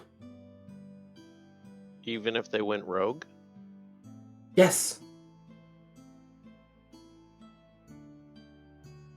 If enough of them have the drive to live, then that's enough to help the forces to keep the enemy at bay. If enough of us are fighting, it's an unfathomable. I don't want to burden your minds with it, but it's coming, and it's going to take us all, and this world is not ready. But my family has decided to find our own ways to help increase the number of life that can fight. Even if it means that some of the people that are, weaker don't quite make it to that fight. If the stronger creatures and creations that we can make can be there, then that means that they can help fight off this enemy. But we have to do it. But society doesn't like what we've done. Society doesn't like that I've created my lovelies out there. And so we kind of have to hide from most of society. Well, we're outcasts, like Elric here. We've been shoved to the wayside.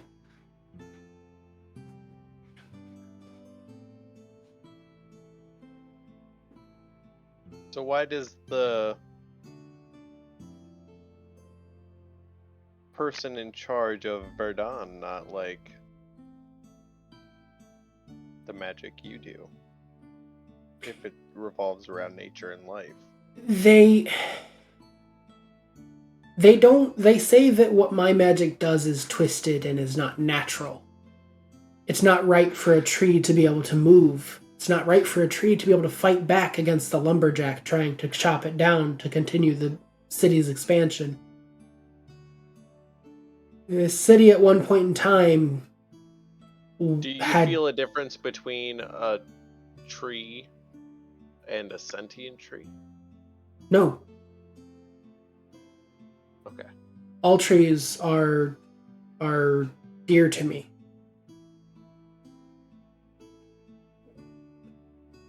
Then how would anyone else grow other than the trees? You can take from the trees who have passed. You wait until the tree dies. Like, he points to all of his papers and says, all of these came from trees that had lived their full life. This house was built from the remains of a tree that had finished its journey. And rather than letting it rot and go to waste, we used it to build our home. That way they can continue to live on through the memories and life that we can have in this home. So you yourself created all of this? Yes. It's pretty impressive. I've had a lot of time alone.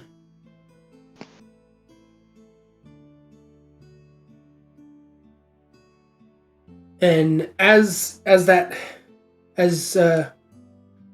he says that, you hear a very loud boom, and like the cave, the dome that you're in, kind of like shudders, and you can tell it came from above, and you hear this loud crash, and the very faint sound of commotion going on above on the surface. And you hear as like you hear what sounds like buildings on the surface just collapsing and whatnot. Like there's something big happening on the surface. And are we safe down here? And yeah, absolutely. Nothing will come for you down here. Like, it won't collapse and suffocate us all? And he points at the walls, and you can see large, thick roots kind of growing up and around the dome, almost like support structures, like support beams. So it's sturdy. It's secure. Is your sun stable? Yeah, that was actually a device that Aaron made for me the last time that I went to visit him. It's actually alchemical, which I guess means something. He says it should last me a good 30 years, but I don't think I'm going to be around by the time that thing burns out. I'm hoping that Elric will be able to find a way to refuel it by the time that happens, and that he can continue on this quest. When? Check on the boom. On the boom? Okay. So you could just tell basically like what I was saying before. It sounds like there's some kind of commotion going on up top. Like things are going sideways, and it sounds like it's going sideways in a big way.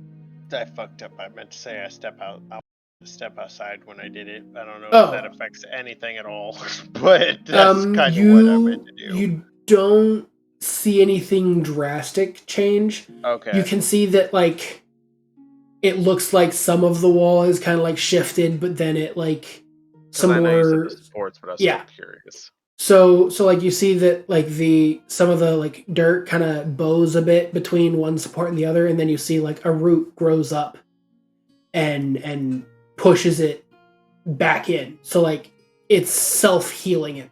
Actively. Yeah, it's actively repairing itself. Okay. Yeah, I think we're pretty safe in here. Okay. Pretty powerful. So he kind of just like just says, so you guys aren't against my creations? Like you don't think that that's wrong? I think it's pretty noble, honestly. I don't know. Lee just kind of goes, I mean, I don't see an issue with it. I think it's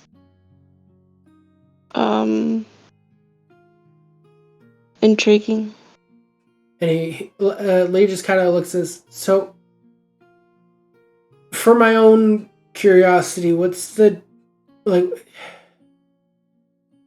Do you? I can tell you value plants heavily, but do you value plants over human life, or living creatures. And when Lee says living creatures, you can kind of tell that Baron kind of like living creatures, as in flesh bags, like the people like us, not counting. And he points out the window at one of the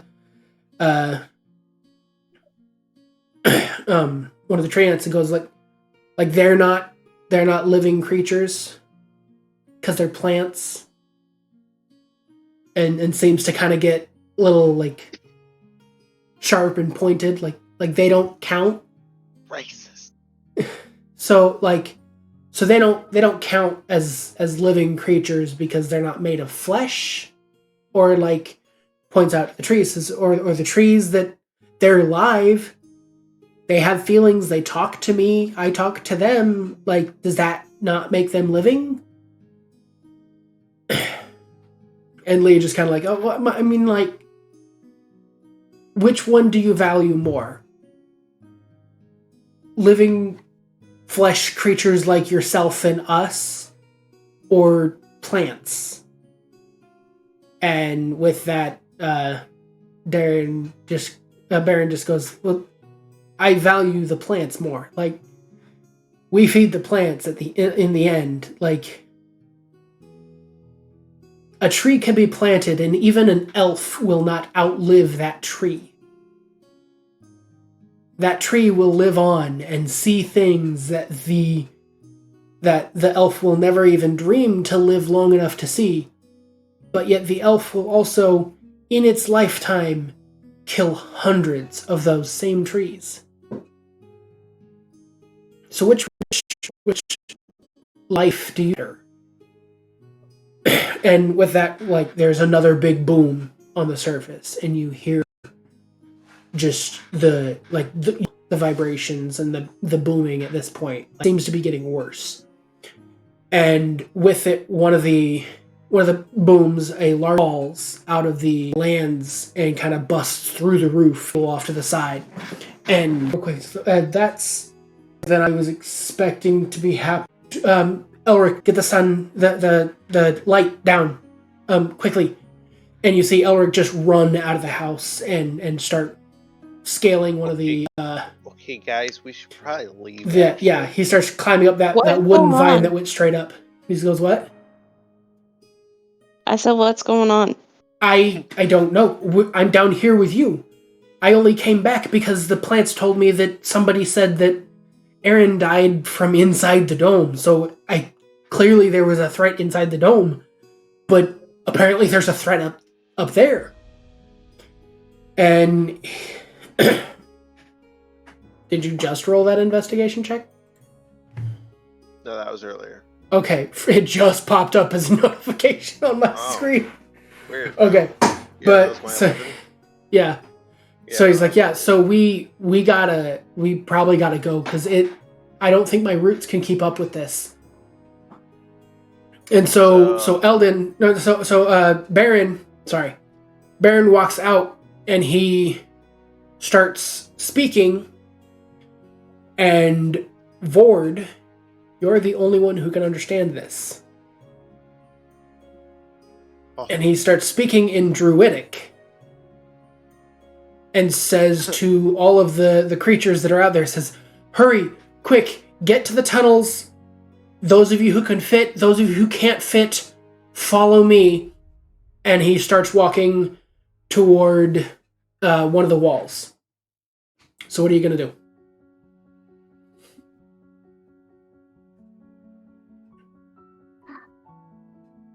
Hello? King of God. Tommy? What? What are you guys doing? No. Can I sprint towards the entrance?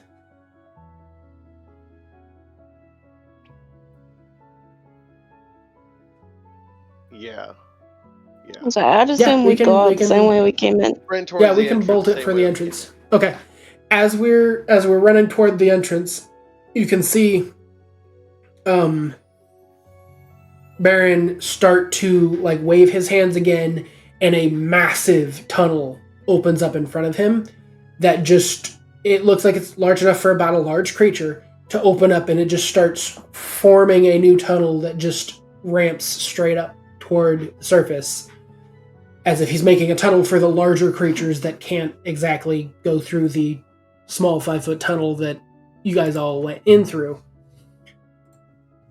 And just starts going for the surface. And as you guys, you run down, Lee produces the flame again, that way we can still see without stepping on all the other like smaller like bushes and things that are running next to us. Like, and I mean literally just like a bush. It's a bush with its roots are like skittering and trying to move itself forward. And then you see like most of the trees that were in that dome start trying to follow Baron out. So the majority of that dome was awakened, and it was living. They were movable. Are there any like around. stragglers? You guys seem to be the stragglers in this scenario. They are all like booking it. The only real stragglers are the larger creatures that are going with Baron, who can only make the tunnel so fast, and so they're just kind of waiting in line behind him as they go up to the surface. As you start hearing, as this is going on, you're in the tunnel, and the booms don't seem to be as damaging in the tunnels, because the way you can figure out that the dome was made to where the top of the dome wasn't really all that far from the surface of the ground on the surface. So like there wasn't much between the top of the dome and the street of the city. So you guys are heading up the stairs trying to get up to the gate, and as you get to the gate, it's locked. Wait, which gate? We got to the gate you were going out of. The gate that Elric unlocked to go inside. But it locked behind you. So you're going to do a thunderclap? Back up, guys. Are all the plants stuck? Yeah, everybody is stuck at the gate. So you're going to have to find a way to get up to the front door if you want to get to the front door of it.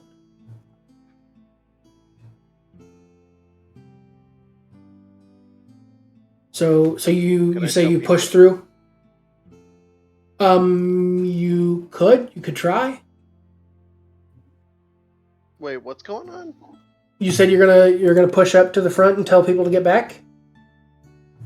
Oh yeah, and I'll try my thunderclap on it. Okay, so you start saying, hey, get back. None of them are listening to you at all. Fucking assholes. And there, what all is there? Animals and plants? No, there's no animals. There's just plants. There's bushes and small trees, and Can I roll a nature check and try and convince them, or would it be a charisma? You can try. How about... Can I try to get them to step back one more time is what I'm asking. Roll a nature for me. I know it's not strong, but... What side are the hinges 14. on? On the outside. Oh. So you roll a 14. So I'm going to...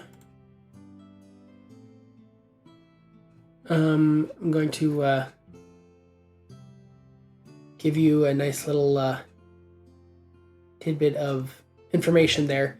Is you also share a language with Baron? Druidic? You can speak to plants. They didn't listen to you. To them? They didn't listen to you. These plants were awakened by a druid, so the only language they would know is druid and plant language. Where's that at? Is that in my... It's on your front page. Languages.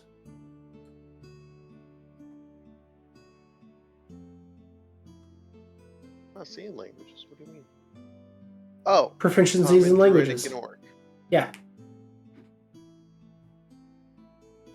So wait, what do I do then? So you would speak Druidic. So you can just say in Druidic, "Hey guys, move out of the way. Let me get to the door," and step back. Oh, okay. Well, then I'll do that. I'll tell them in Druidic to step and back. They just clear a path for you and start shifting down the steps. And then make sure you guys obviously move. Yeah, well, we can't even get to the door yet because they're clearing a path for you. So as soon as you walk through, they kind of close back behind you. And you want a thunderclap? Roll. Yep. So yeah, just roll your damage. 3 damage. Bullshit. Okay. I will let you roll one more. And see if that is enough.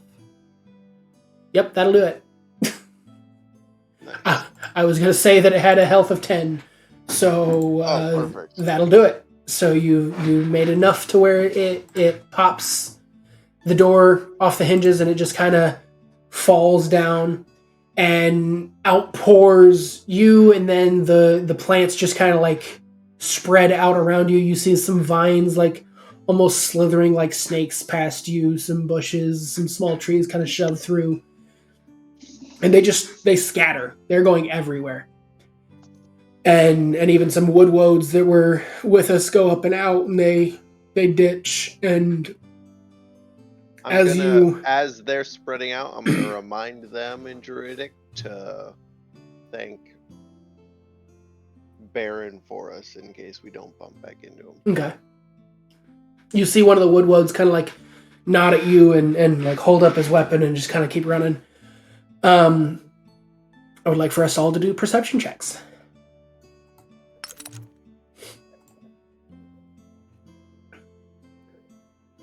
Damn.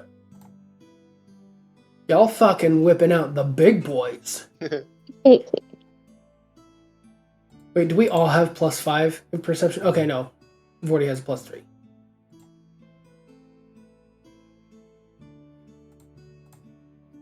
So,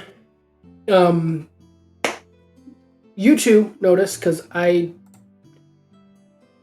also notice. It's not like I'm not going to notice much. You guys just have a bit more detail. As we come out, you see massive vines and roots and stuff growing up and over the walls. And even some of them are just blasting straight through the walls of the city and start like engulfing some of the buildings and just crushing them. And so like it looks like nature is attacking the city. And in the distance where the castle was, you now see a massive tree. It looks as though it has like burst through, like where some of the towers are. The tower is now moved a good 20, 30 feet away, and it's got branches growing through the windows, and it's on a branch off to the side. It looks as though a tree has grown up through the core of the building and just burst its way out and expanded. And the entire city is being overgrown. His fucking doomsday while we were speaking to him. So as we come out and we see that, the ground kind of opens up and out comes Baron. And he looks up and he goes, "No, I knew it wasn't ready. I knew I shouldn't have left. No, it wasn't supposed to go like this." And as he's standing there, like different large plant creatures start coming out. He says, "No, I knew I shouldn't have left it yet. I just freaked out because of Aaron. It went bad." And he looks at you and says, "Oh, you're still here. I was working on trying to awaken larger plants, and apparently it was successful, but they're savage. They're not." So, like your brother. Yeah, I reached too far. I flew too close to the sun. And so now this city is going to suffer because of it. Can you stop it? Isn't that what you wanted? I didn't want the city to suffer. But maybe nature can reclaim this area and it will be fine. Maybe we can find a way to live with this. Maybe it's not too late. And as he says that, a root goes over and lands. And I would like for everyone to make a dexterity saving throw. Mine's at a +0.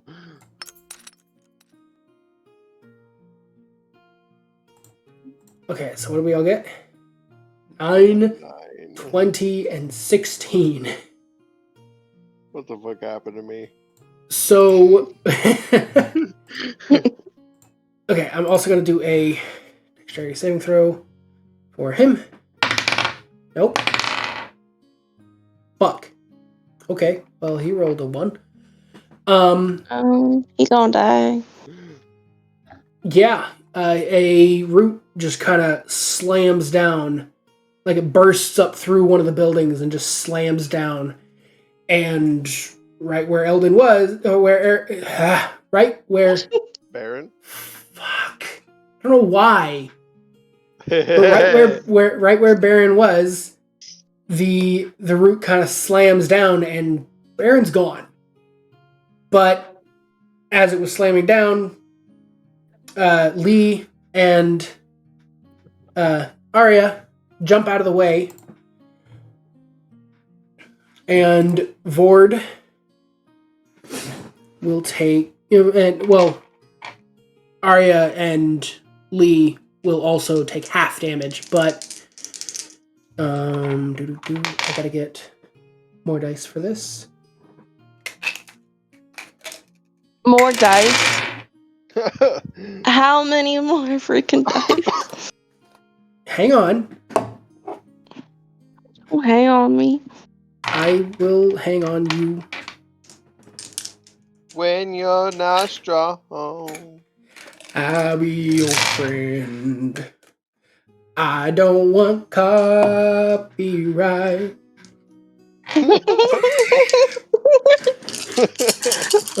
Okay. So, hang on. We'll do one more. What? What? What?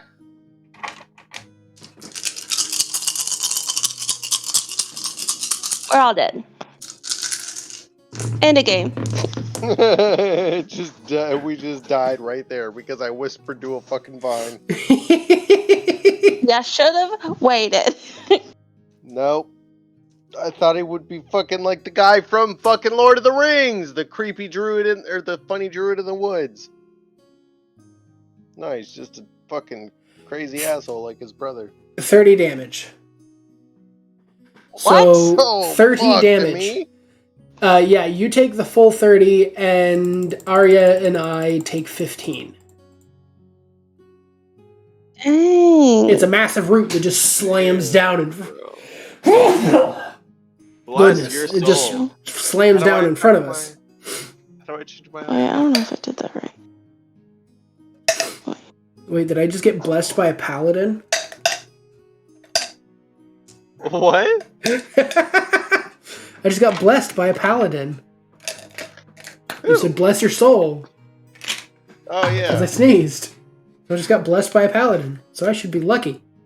So, I don't understand. How do I take my health away on the... You, in the middle between heal and damage, you'll have an arrow where you can, like, up and down, or you can just type in between the 30. Damage.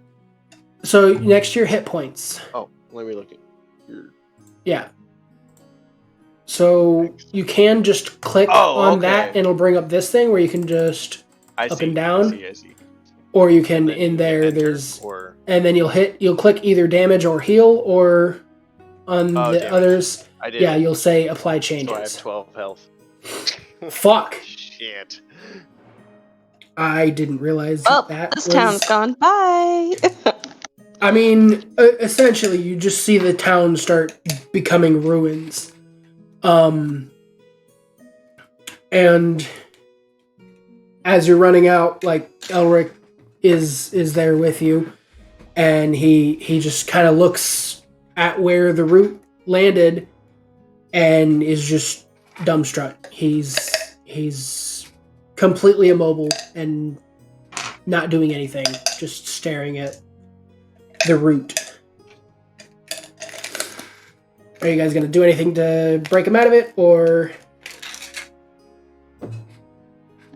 Is there a way I can force my curse? Is there a way you can force your curse? He's already traumatized. Don't. He just watched his dad die. No, I know, but I want to make, if anything, now is the time to present myself and make him mine. Oh, gosh. I'm not a good paladin. No, you're not. The druid comes out a lot more. What's your... Hang on a second. I'm curious.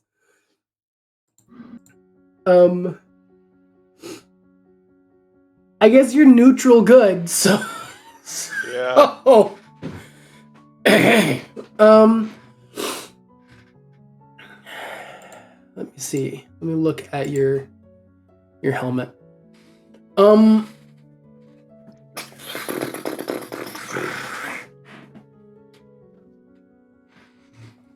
Plus, I would maybe say I can actually do something against the tree. You can try to, if you put on the helmet, you can attempt. If I actually put it on myself. Yes. You have to put on the helmet to be able to cast the Dominate Monster spell.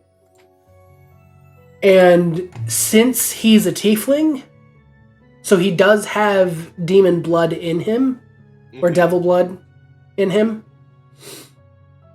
Because devils would be the ones making contracts, so he would most likely be devil blood than demon blood. But since he seems to have devil blood in him, I'm going to allow, because the helmet specifically says that your Dominate Monster only affects devils, but I'm going to give him disadvantage. Or no, give him his advantage on the save against the Dominate Monster spell. Which, when cast... But I didn't prep that spell. No, that's from the helmet. It uses one of the 3 charges that resets after the 3rd charge is spent. And whenever you use the last charge, within the 24-hour recharge time, you have a chance to become a Pit Fiend. So... With this, you can use one of the charges to Dominate Monster, and you can try to use that on him and try to take advantage of the slight devil blood that's in him. But I mean, I'm making it essentially a disadvantage for you, but it would be technically he has advantage against the save. With Dominate Monster, the spell is you attempt to beguile a creature that you can see within range. It must succeed on a wisdom saving throw or be charmed by you for the duration. If you or the creature that are friendly to you are fighting it, it has advantage on the saving throw. Nobody's fighting it currently. Yeah, Elric's not fighting anybody. It says, while the creature is charmed, you have a telepathic link with it as long as the two of you are on the same plane of existence. You can use this telepathic link to issue commands to the creature while you are conscious, no action required, which it does its best to obey.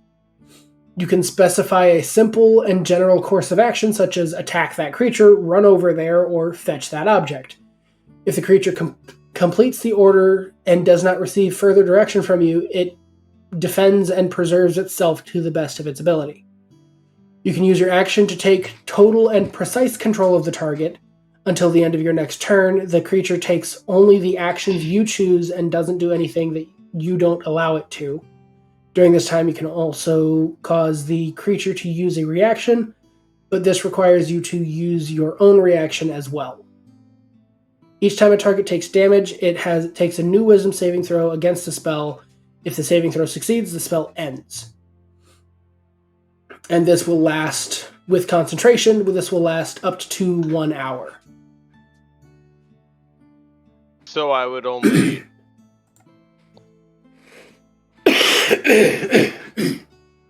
But in the spell, it also doesn't specify, like Charm Person, it doesn't specify that he's aware that he's being charmed or commanded. Mm-hmm. So he would be unaware that you were telling him to do this, and he felt like he had to.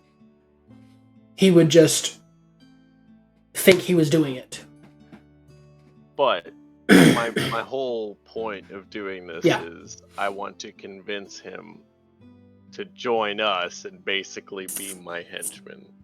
I mean, you can do that, but you got to get him out of here first. Well, yeah.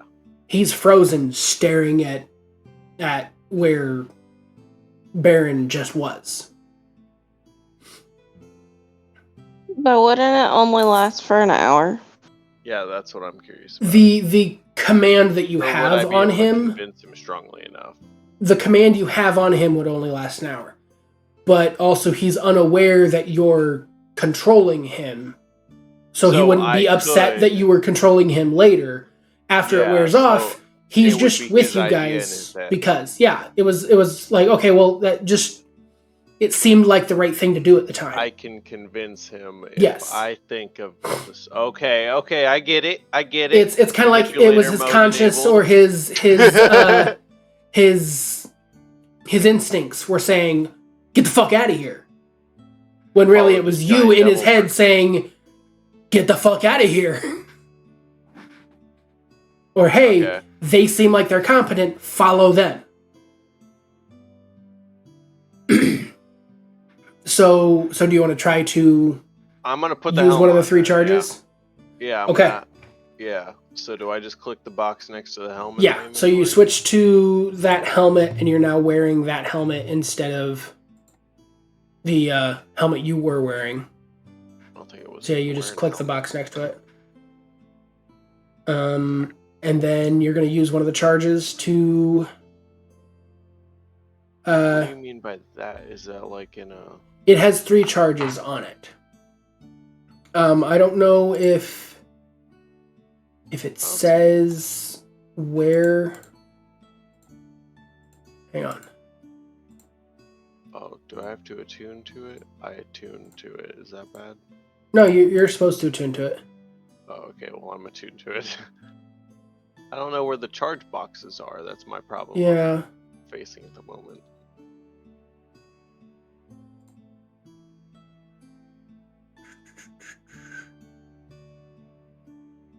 Bells?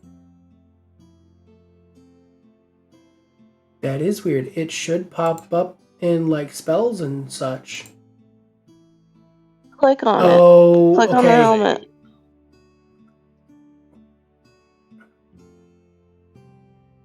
Yeah, it doesn't actually. It's a homebrew, so it doesn't actually have like boxes to keep track of.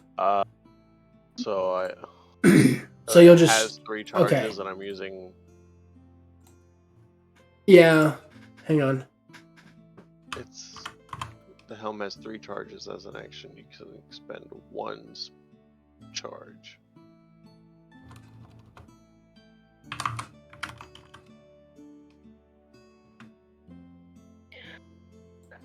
So I'm using 1 charge, or yeah, you're going to be using 1 charge at first, and he's going to he's going to make a save. That one doesn't. That one also does not. Okay, so he failed both of his saves still, and you now have Dominate Monster cast on him. So, what are you going to give him? What command are you going to give him? Oh, shit. So he's mine for an hour now? Yes. you can command him to do anything, and he will do his best to do so. And I do notice in the description, it does not specifically say he won't do anything that would be against what he would normally do. It's just he will do whatever the fuck you tell him to. Even if it means that could possibly get him killed, he'll still try and do it. Oh shit. Are we doing that one thing too about the if I'm not a devil, using the helm's dominate monster property has a 10% chance of attracting a Narzagon? Hang on. Which arrives on the back of a nightmare mount in 4 hours. Yeah, I remember we removed the subtext of it because there was an additional descriptor saying if you use the helmet property in one of the 9 hells. Oh yeah, that was it. Yeah. We removed that bit. So if you're not a devil and you use the dominate monster property of the helmet, you have a 10% chance of attracting a Narzagon. Which means I take a D10. And if when I roll it, I get a 10, a Narzagon is going to be here, and he's going to try to take, in 1d4 hours, a Narzagon will appear and try to take the helmet. Oh my god, you're so fucking lucky it got a 9. So, no Narzagon now, but... Okay. And I just realized after I said it, the next times that I roll that, I won't tell you what I rolled. So you won't know.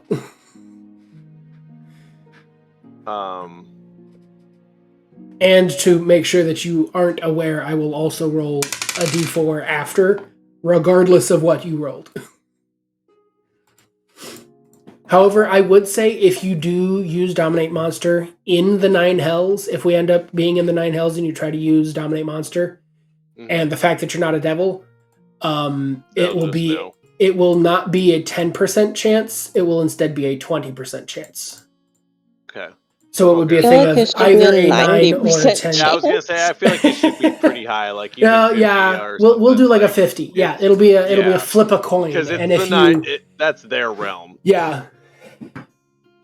Okay, so. Okay. I have command. So what kind of a command? Elric. Yeah, what kind of command are you going to give Elric? I just got hurt. Yeah, pretty fucking bad. Baron just died. Supposedly, just got squished by the vine for now. Elric's distraught. I charmed him. What are you guys doing at the moment? I am trying to track down where we are in town in relation to the stables. So I'm going to roll I'm gonna do Elric, nature. Take us to the stables. Yeah. Oh, that's actually pretty good. Elric. Oh, yeah. We let's go get your mounts. And he runs straight at one of the alleys, and he just goes down the alleys, and he is hauling ass. So we're moving at speed the entire time. And as we're moving, you see some of the houses start to kind of crumble and get broken, and so like the city's falling apart around us.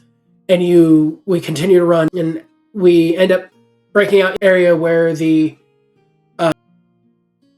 and the majority of the animals are gone, and the stable boy is still standing there panicking and trying to get the other animals out. Our bears are still there. There's some of the animals he's trying to like usher out of the building, but they're mostly wild bears. They don't want to listen. There's food and warm areas here. They don't want to leave.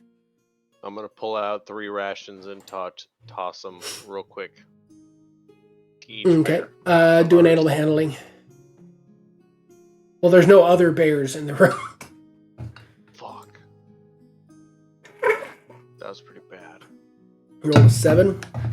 Can't we just get on them and go? We did. But there's a lot. Okay, so they see the rations and they turn and they start to eat the rations. So I am going to cast Speak with Animals. So I gain the ability to comprehend and verbally communicate with beasts for the duration, which is 10 minutes. The knowledge and awareness of many beasts is limited by their intelligence, but at minimum, beasts can give you information about the nearby locations and monsters, including whatever they can perceive or have perceived within the past day. You might be able to persuade a beast to perform a small favor for you at the GM's discretion. And I just say, hey, look, the town is falling apart. We've got to go. And the bears just kind of look up and realize that and come out of the stables. And I just get on top of mine and start heading for the door. Yeah. Are you going to as well? Yeah. Okay.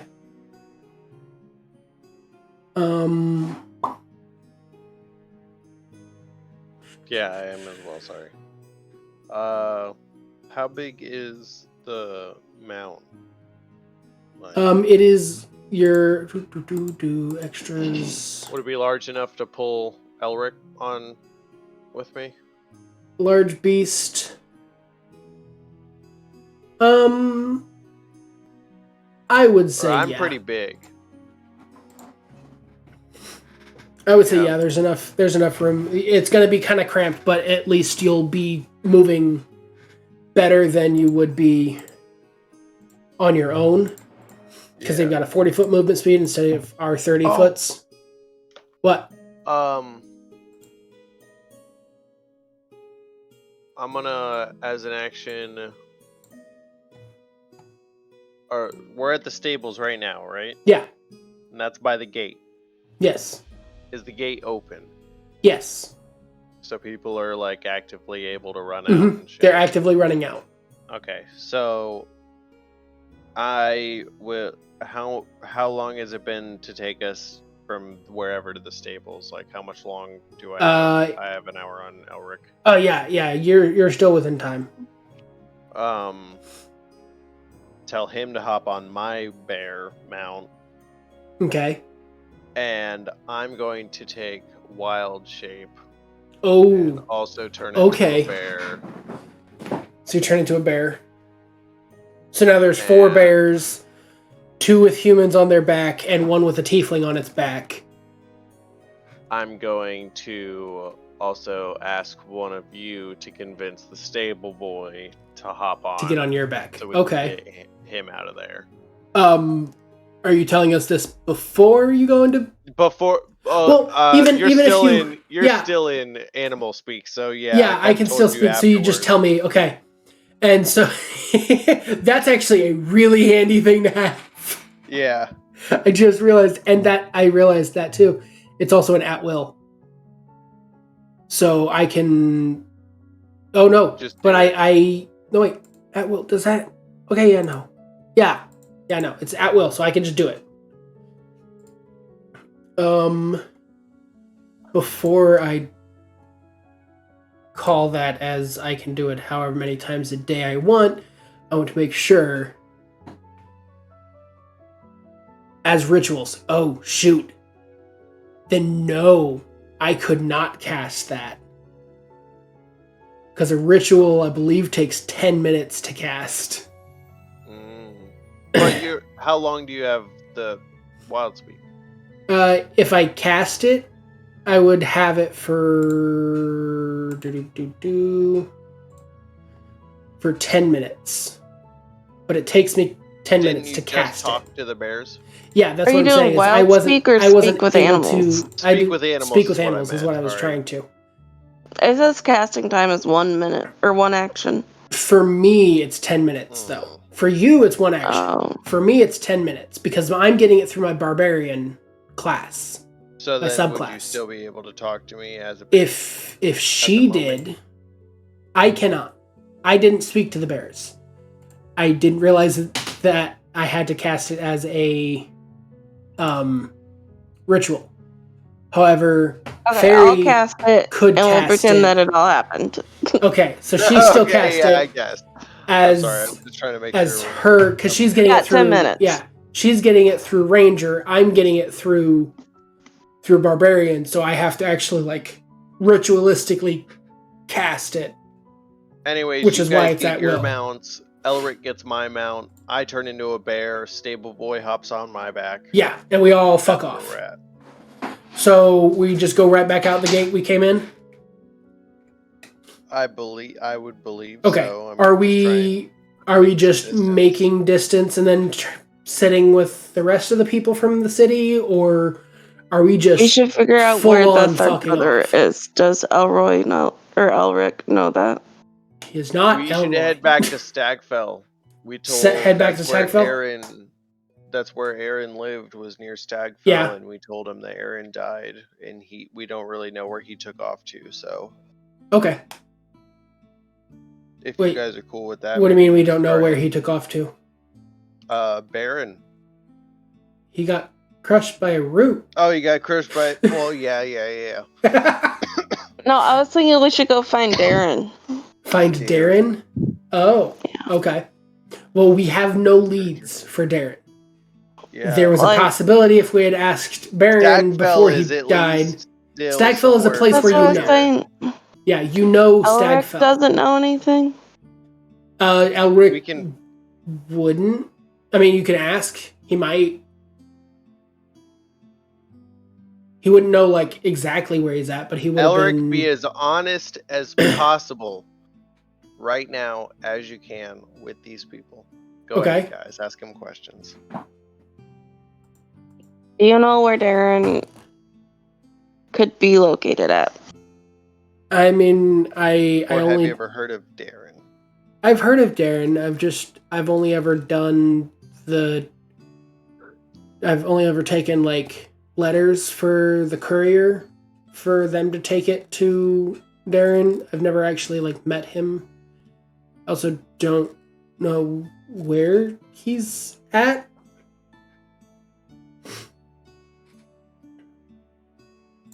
The only place that I've ever heard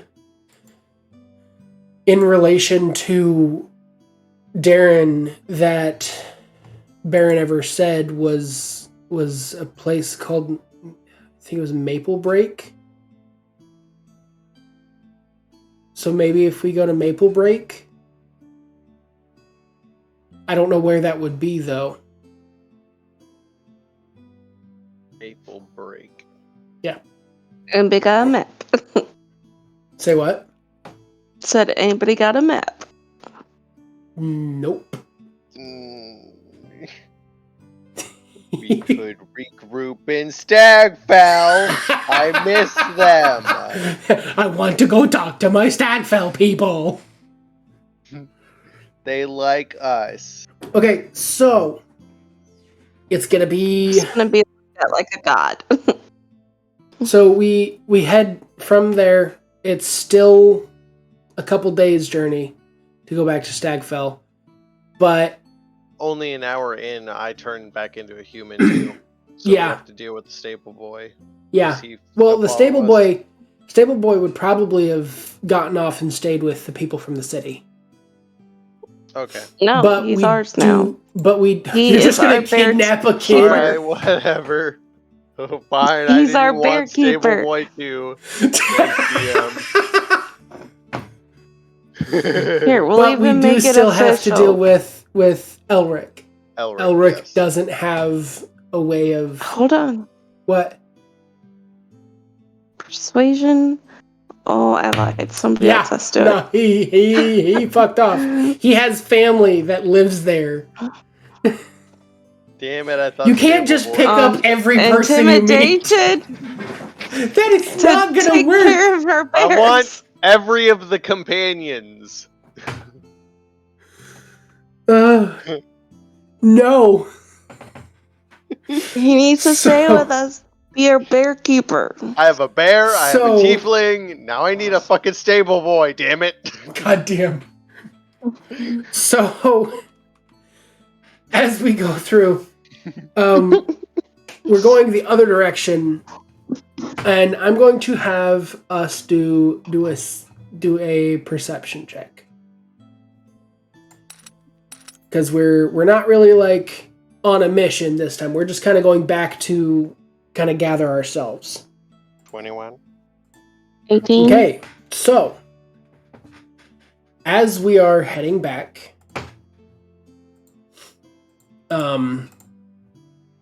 We got the same roll.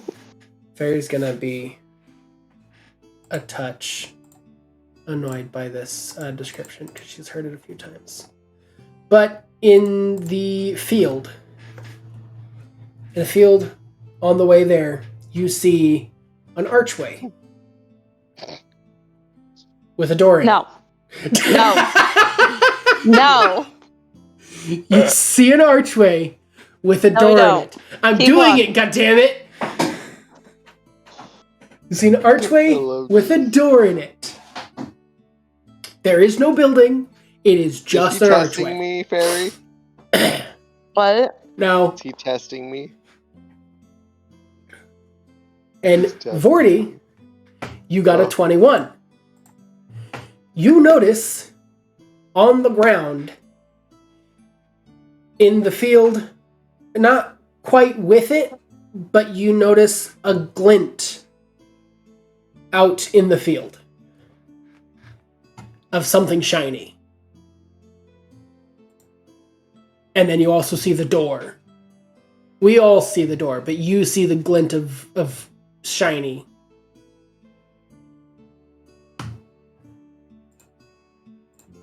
What's she gonna do? Are you interested in the shiny? I'm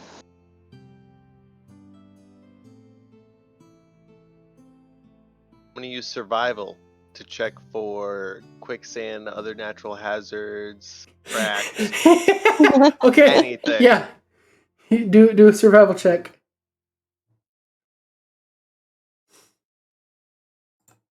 Oh, damn. What's there?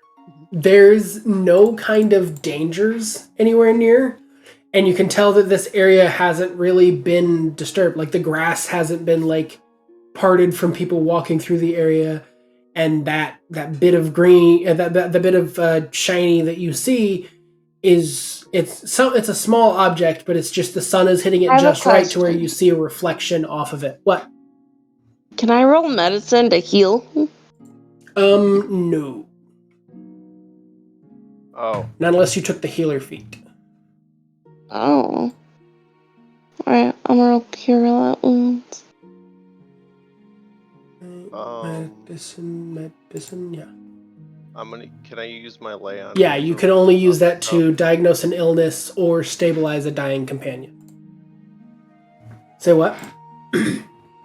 Using my lay on hands on myself. Okay, you gonna touch yourself? Touching yourself. Creature to restore any number.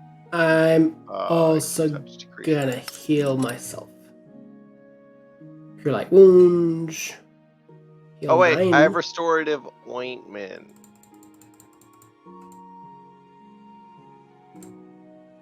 So I'm most of the way back to where I was. How close is everyone?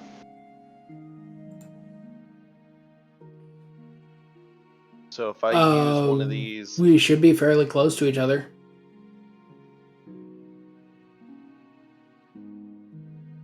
As an action, 1 dose of the ointment can be swallowed or applied to the skin. The creature can...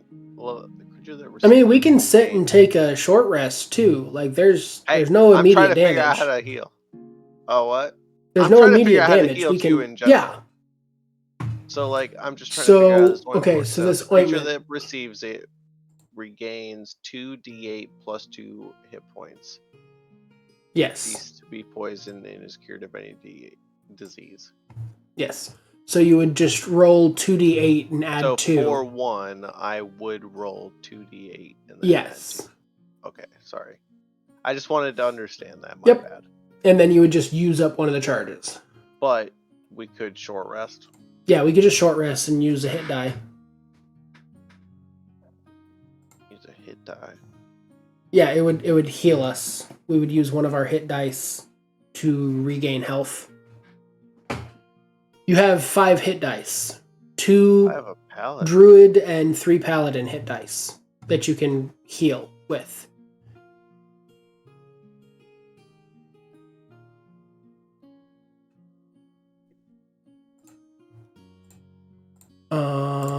Automatically. Do I want to reset maximum HP? No. Changes? Okay. No. But... So I would just check the paladin. Yeah. And roll? Hang on.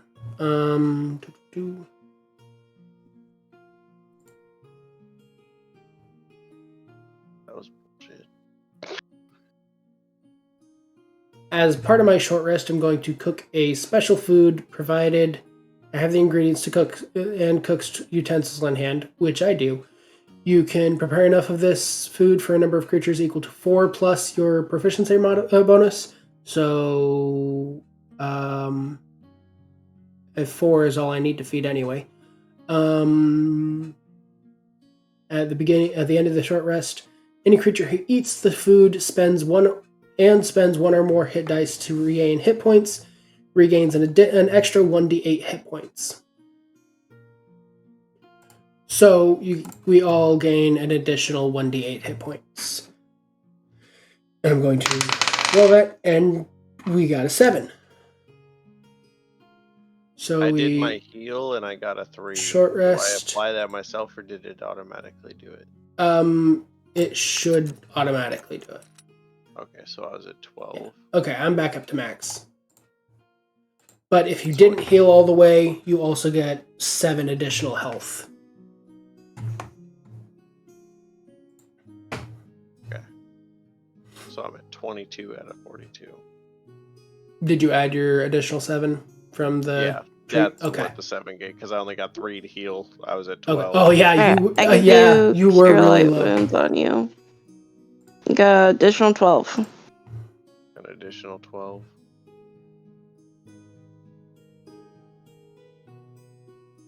$34 How close are you? 42. That's my original That's health pretty good. bar. Okay. Okay, so there's still this door. We take about an here. hour, and we just sit and relax. I cook up a meal, and we eat it. And so we still got the door, and you still notice that glint. By now, the dominate person has worn off, but we've also just kind of sat and had a meal together. So he has no reason to fuck off, but he's probably just going to be more in his own head because he just watched essentially his father get crushed. So I'll leave him alone. I'll let him let him kind of simmer. Sob. Yeah. So yeah, he'll probably be brooding.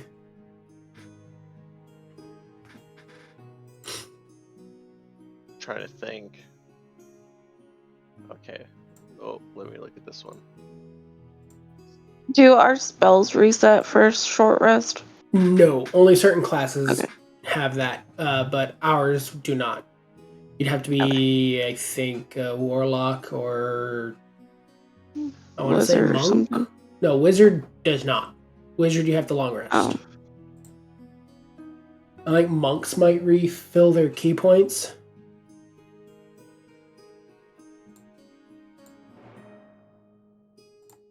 Oh. Now what? Not right now. I'm trying to think. I'm sorry. I'm reading a little bit about some of these rolls. Are you trying to figure something out about the shiny? Yes. Let's go up to it. Oh, I can roll a... Wait, did you already have me roll a perception? Yeah, that's why you saw it. Ah, damn it. Would you like to roll a perception specifically about it? Yes. Okay, so you can do a perception directly at the shiny object, so you can look at it a bit more intently. So you fucking killed it. So you can tell through the grass that it looks like it's it's been about an hour or two, so the light has kind of changed. So the light kind of illuminated a little bit better. And from where you're at, you can tell that it looks like it is some sort of gem. So it looks like an emerald. Or it looks like it is emerald itself. So it looks crystalline and green.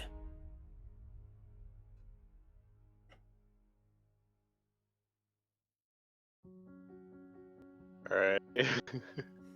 And it looks like it's not quite. It just because the distance that you're at. And how far doesn't look away like is it's probably like 20, 30 feet away. Okay. So I'm going to. You guys stay here. I'm gonna walk. Wait.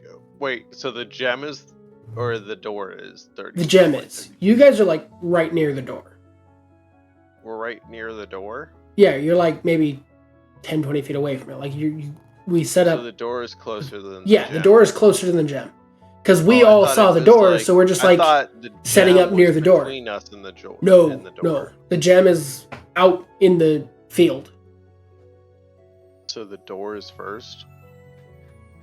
We went past the gem down the road. You look back toward Verdun and you saw the gem laying there. The gem in the grass. So there's a choice between a door and a gem. I mean, we're by the door. There's Just nothing go look at the like, gem. super fancy. Go get the shiny. Okay, I'll go approach. You guys stay here. I'll go approach this gem. It explodes. No. Okay, so you go up to it, and on the ground there is an emerald. It looks like it's a key made out of emerald. Okay, I'll grab the key. So you pick it up, you explode. It No. shocks you. So it's just a key. So you pick it up, it looks like it's a key. And we're standing next to a door. Okay, well then I will go. Is the door? What's? Okay, now I'm gonna do a. Can I check out the door? Yes. We do perception check on the door. Yes. 14. Okay, it just looks like a stone archway with a door in it that's on hinges and whatnot. It, has the handle and everything. It doesn't look like. It looks like it's from like a building. Like it looks like the door that you would find on a building. It's just the rest of the building has been deleted, and the door itself is just still standing there. It's like a portal in a way. Yeah. Okay, so I'm going to go around the door from the way we approached it and go around the back. So you're going to go on the opposite side of the door from us? Opposite side of the door from you guys. And put the key in. You're going to put the key in? If on the side from... Okay, on the side from the opposite side from where the key was. Okay. I thought you said put the key in. But okay, so you go to the opposite side of the door from us? Yeah. Okay. And then what? And I try and open the door. Try and open the door, and you open the door. And there's them on the other side. You open the door, and you just see them. Sitting there. Or standing there, I guess. Did I use the key to open the door? No, you just opened the door. It wasn't locked. He said he put the key in. I asked if that's what he said. Oh, yeah. Okay, so you put the That's key what I was in? getting at. Yeah. Do you, twist it, or... Yes, it's a So key. Okay, I didn't know if you just stuck the key in and opened it. So you twist the key, and then you open the door. And when you open the door, there's a room. I should go into the room. So you go into the room? Or do I check out the room first, or am I supposed to go in the room first? Fuck. Okay. Here's an interesting scenario though. Okay, so you put the key in, you twist it, and then you open the door. On the other side, where Arya and Lee are, we see the door open, but we don't see Vord. We see the city street of Verdan as we see all of this calamity happening outside. But Vord sees the inside of a building, sees a room that seems to be kind of abandoned. It hasn't been messed with in a long time.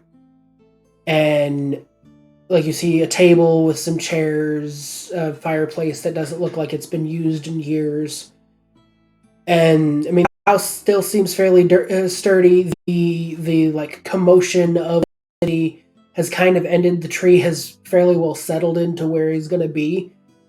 You're already like Arya and Lee are already seeing some people starting to like maneuver back into the city to kind of see what they can salvage from the city. But Vord is just seeing a building. He's walked into the building, he sees the inside of the building. He hasn't walked in yet. I'm gonna walk in. You're gonna walk in, and I'm gonna do a perception check and check it out and see what. Okay. Other than the fireplace and the old table. Okay. Damn!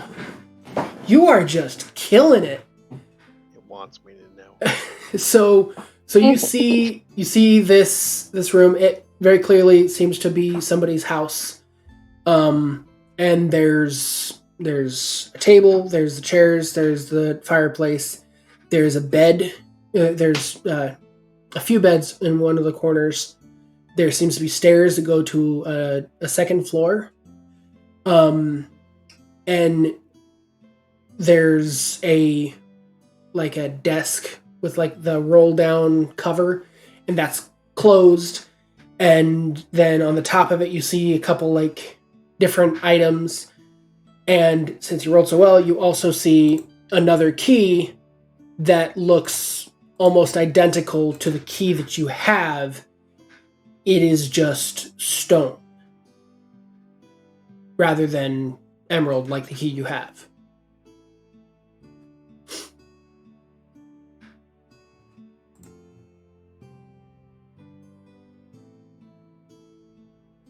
So what do you do with that information?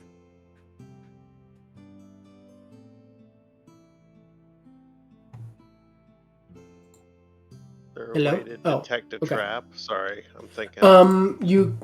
You can tell with the perception check you took that there's no traps. Okay. The perception check would have given you I'll pick up that key traps. as well. Okay. Do you want to go upstairs or anything, or just? I'm going to check out the desk with the cover on and Okay. lift the cover, see what's over there. So you go to lift it and it is locked. Oh. Do I still have the emerald key? Yes, you do. Can I use the emerald key on the desk? Yes. So you put the emerald key in, and it at first doesn't look like it's going to fit, but as it gets closer to the lock, you see the key almost shrink down to be able to fit in it. And then you twist it, and it unlocks, and you can lift up the cover. And inside it, there's nothing. Oh.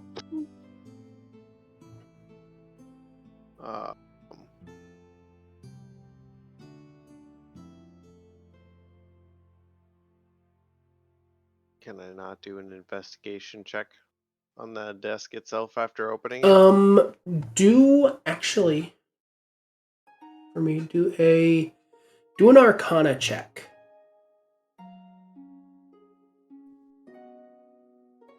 Actually, well, no, you can do an investigation check. Go and do an investigation.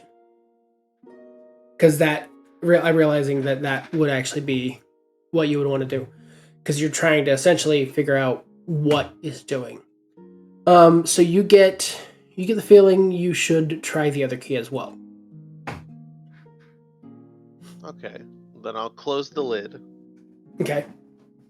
And then put the stone key in. Okay, same thing happens. The key doesn't look like it should fit, but it kind of shrinks down and is able to fit into the keyhole. You twist it, and you pull it back out, and it opens up. And so you open it up, and inside, there is a book. And in the book, you open it up, and it looks like only the first page really has anything written on it, and it's just a logbook. And the first one says Verdan, and has a dash next to it and says Emerald Key.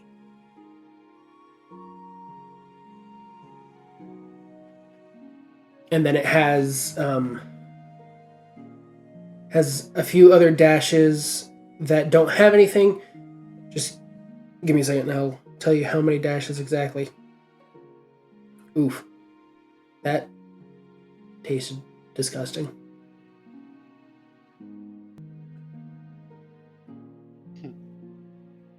What tasted disgusting? I burped.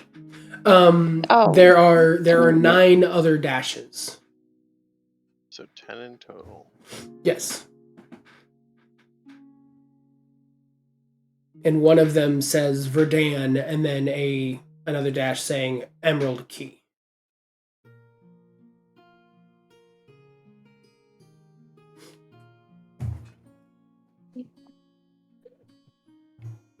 So there's another town linked with the stone key. This is a universal desk.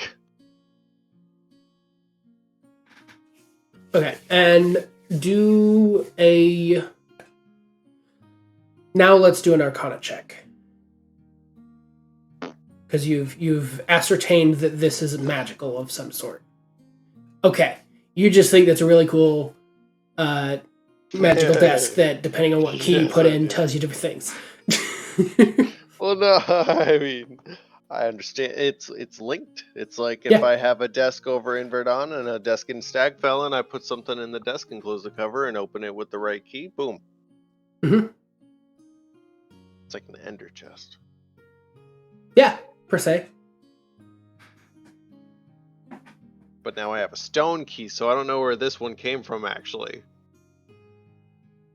I don't know where this book came from. Is there a stone key in the list? No. There's stone key is not written down. The only key written down is I mean, you can... What? Oh, okay. What were you gonna say? You said, can you check what others? Down is Verdun? Yeah, the only thing you have written, the only thing that is written down in the book is Verdan and then dash, or Verdun and then dash Emerald Key. Or actually, no, it'd be the other way around. Emerald Key dash Verdun.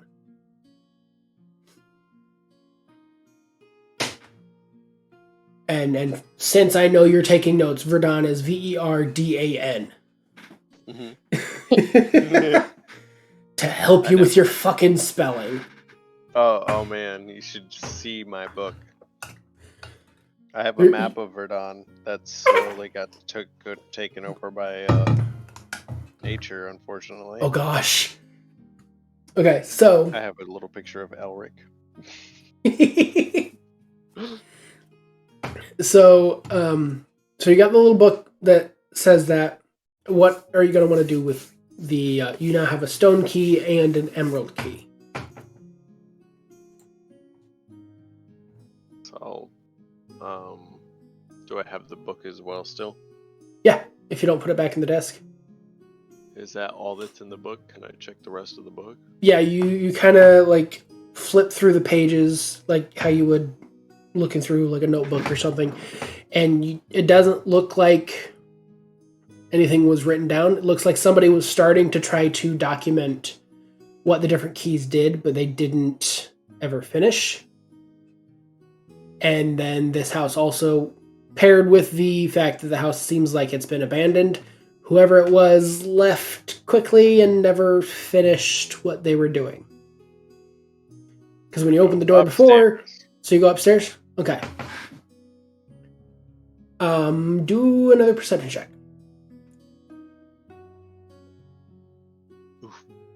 Oof. Upstairs is dark. I will let you light a torch and do another perception check. Watch this one be in the fucking 20s again. Do I have to actually light a torch? Will that increase? I'm just saying that as a way of letting you get more than 5. Because I have to justify doing a second perception check. But currently you're the only one there. We're still out in the field hang back. Looking into the city of Verdun, just trying to figure out what the fuck they're doing. Like, the people of Verdun are trying to figure out what the fuck's going on. Okay, with a 19, you notice that as you go upstairs, there's like a hallway, and off of it are 4 separate doors. 3 of which are already open, 1 of which is closed. You look into the other 3 doors, and they just seem to be bedrooms. And the one door seems to... it's closed, so you can't see inside.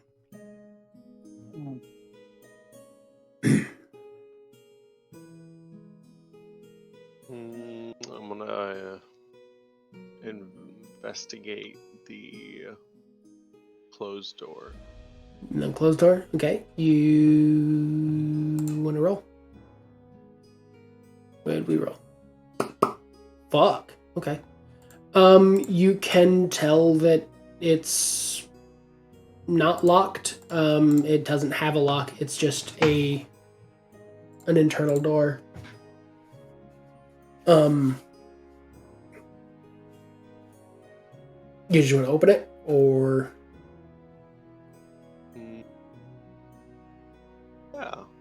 Yeah? Okay. So you open it up, and inside the room, there is another bedroom, but on the bed, there is the remains of somebody who seemed to have passed.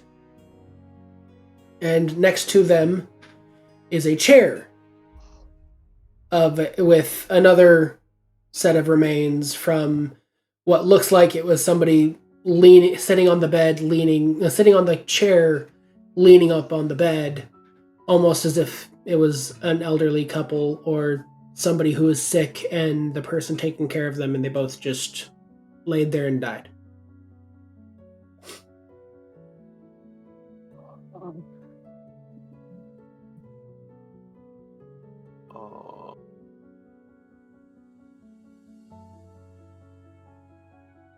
Back out of there and He just kind of okay, and close the door. Just like, I'm gonna leave the door open. I'm gonna leave the door open for them. Okay. Check out the room across from that. It's just a normal bedroom. Looks like it they're just bedrooms. But each one it has a bed. Looks like it's got like a wardrobe where you'd put your clothes and stuff like that. It's got like a foot locker at the bottom of the bed where you'd put your belongings. Each one has just a normal flat top desk in each room, and there's some candles and stuff set up. In the room with the dead people. Okay, it's another room that's fairly well set up similarly to the others. It just also has 2 corpses, and the desk chair is instead next to the bed. And by corpses or remains, they've been dead for a good long while. Like, there's not really much flesh or anything else left. They're almost to the point of skeletons. Like, they're desiccated fairly well. Think like Draugr kind of amount of fleshy bits. There's not much left to them. Okay, is that a hint? No, they're not Draugr. They are fully dead. You can tell, but that's the kind of imagery. Is they've been there for a good long while. Okay. So you go over to the desk. Yeah, let's check out the desk. Okay, there's some like there's a candle that seems to have been burnt out.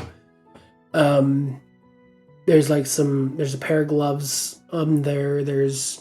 And then there's a note saying on the desk, and it's a long letter that seems to have been written and just never sent.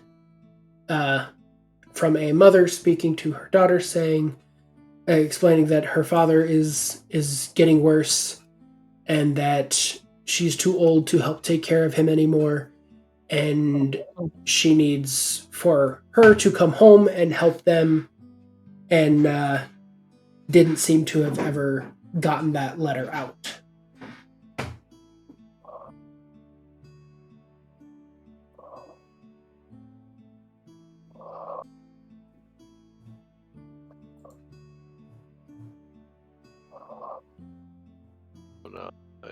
Investigate.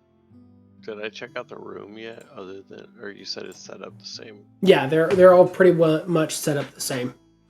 The only difference in this room versus the other rooms is that it seems as though they've got like their clothes are in the wardrobes and things like that.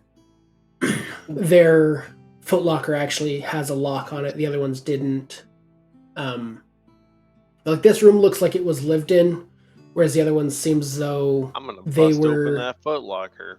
How do break I open the that footlocker. lock? Just take a strength check, or make a melee attack. So you can use your lance, or you can use a sword, or what have you.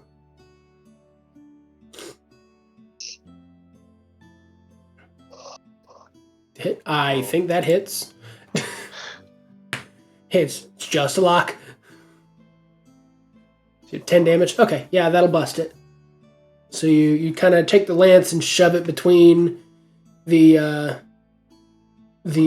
arm of the lock, and being a lance and the way it's built, it's basically a long cone. You just kind of pop it by the sheer fact of the lance keeps getting bigger. And so you crack it open, and you open the chest.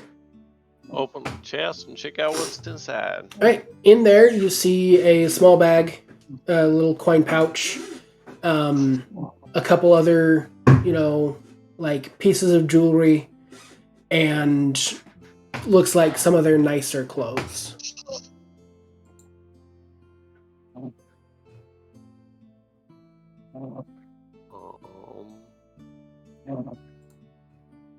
Is Rose snoring?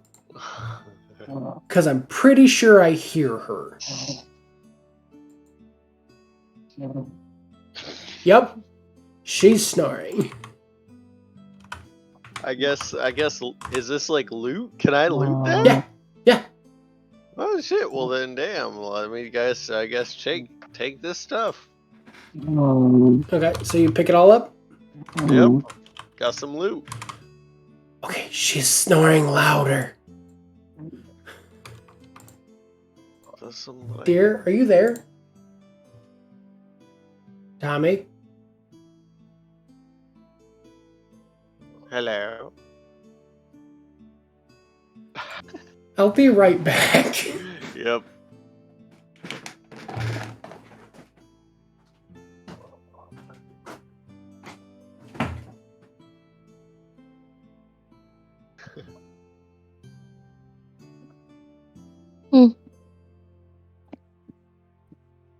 What?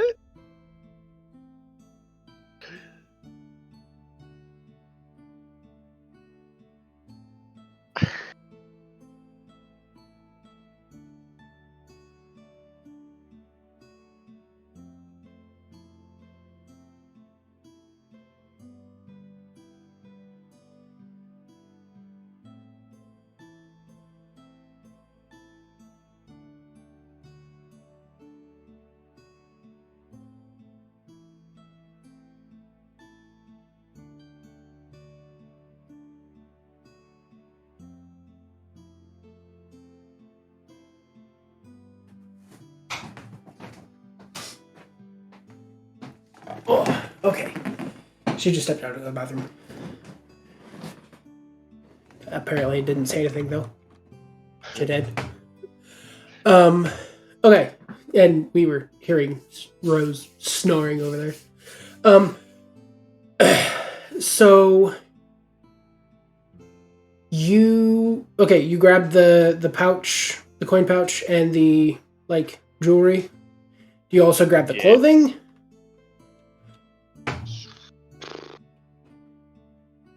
Sure. Okay, now here is an important question. Yeah. Are you, as far as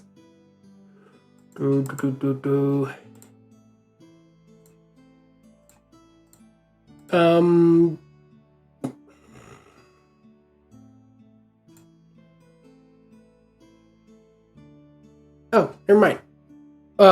You can put in custom item as far as managing inventory for the jewelry. I was gonna give you just the gold equivalent of the jewelry, but you can say add custom item. So I'm gonna show on stream. So you do inventory, manage inventory, add custom item, and I would just say do 3 of them and say necklace, and then cost override. Well, wait, do not 1. Keeps Do 0.25. Nope, you can't do decimals. Huh. Oh well. So just add 3, cost override, do 500. 100 to the cost override? Yes. So it is a necklace worth 500 gold, and you have 3 of them. Okay. Add to backpack. Yes, and then you also have. You can add 60 gold. Is what's in the pouch.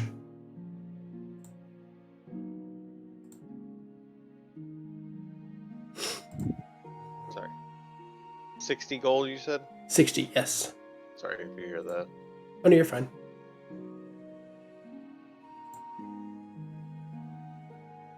Is the fairy back yet? Hello? Yeah. Okay. I have 76 fucking gold. Nice. Yeah, we need to share. I need some bear armor saddle thingies. Bear armor saddle. Bear armor saddle thingies. So,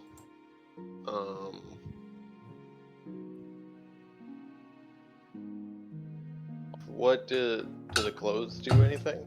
No, they're just nice clothes. Oh. So this chest had most of their good belongings. Okay, so what do I do from here? Do I go back out? Was there another door other than the 4 doors, or? No. That was it. So you have effectively investigated the entire house.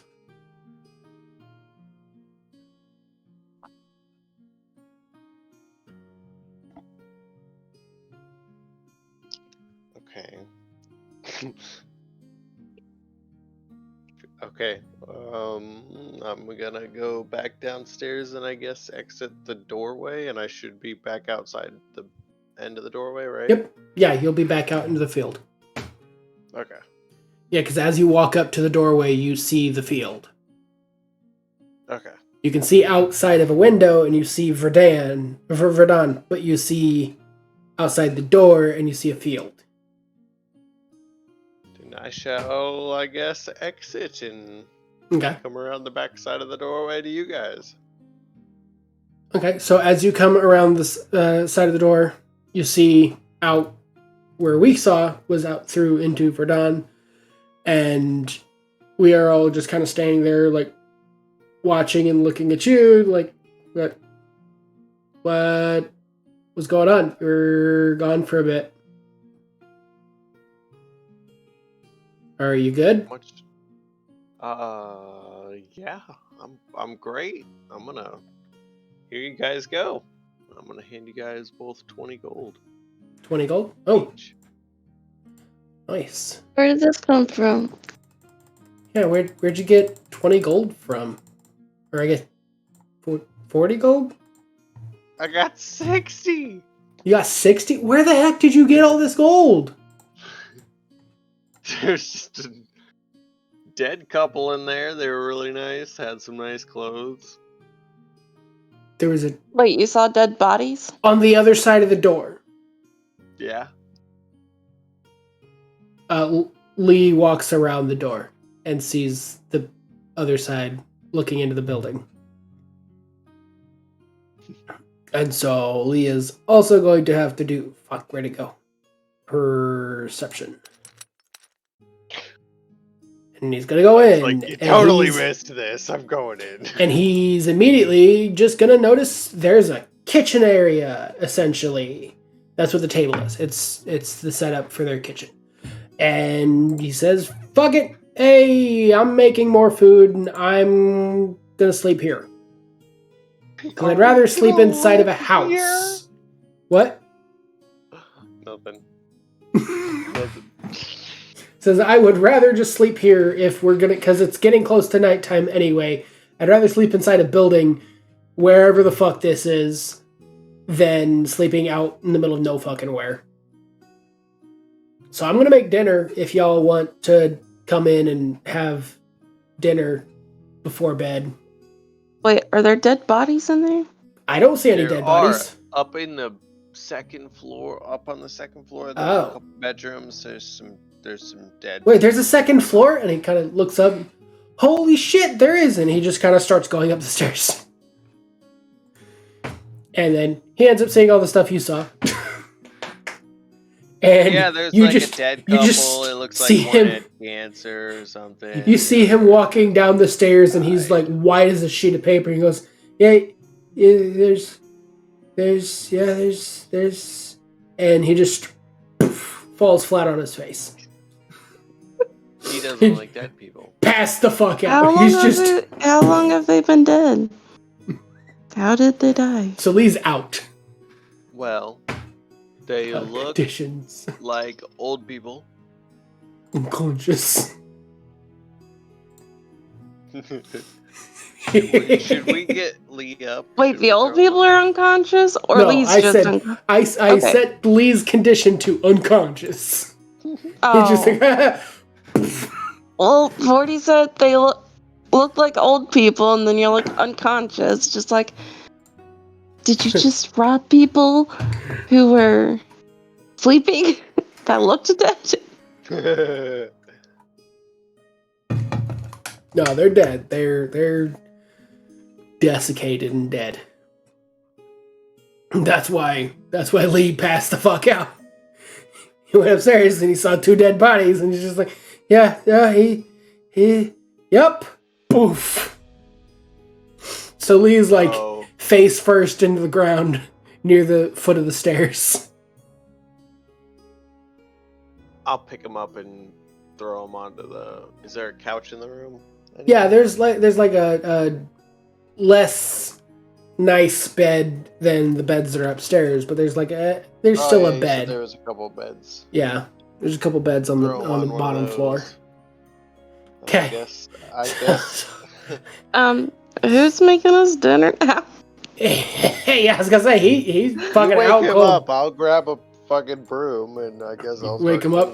And get a fire going. Okay, so do I would say medicine check, dear. Oh, me. Yes, because he's gonna be cleaning. So, if Vorty's cleaning, do a survival check. Haha! Fuck it. Good one.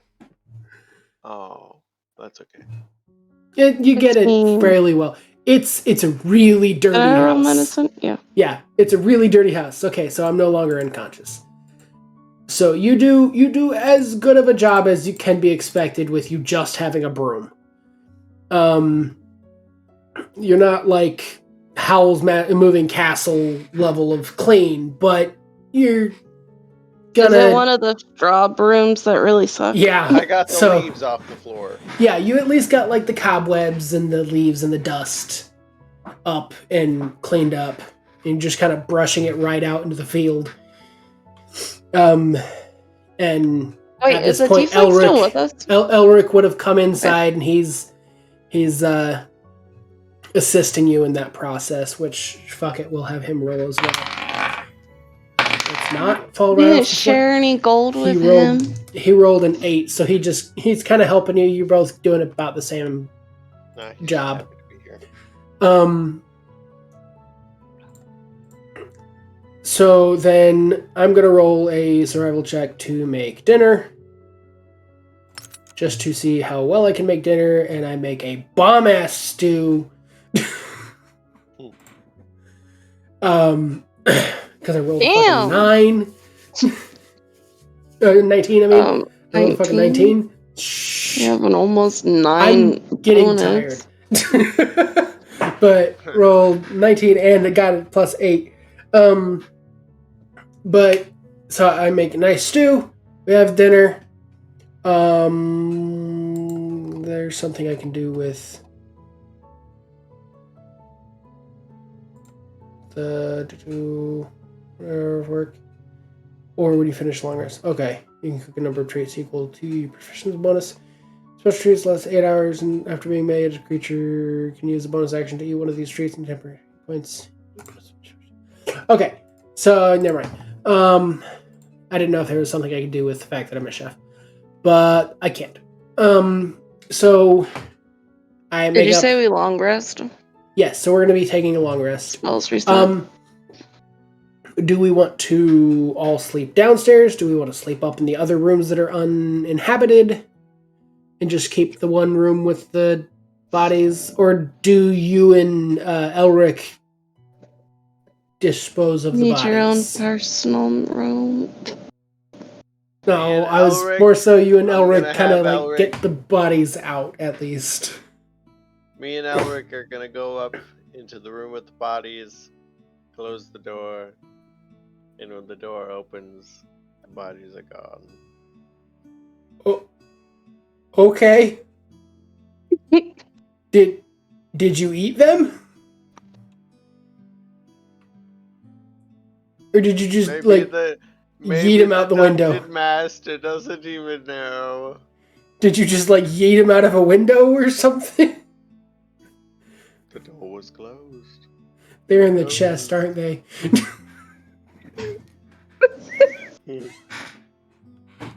Find out next week!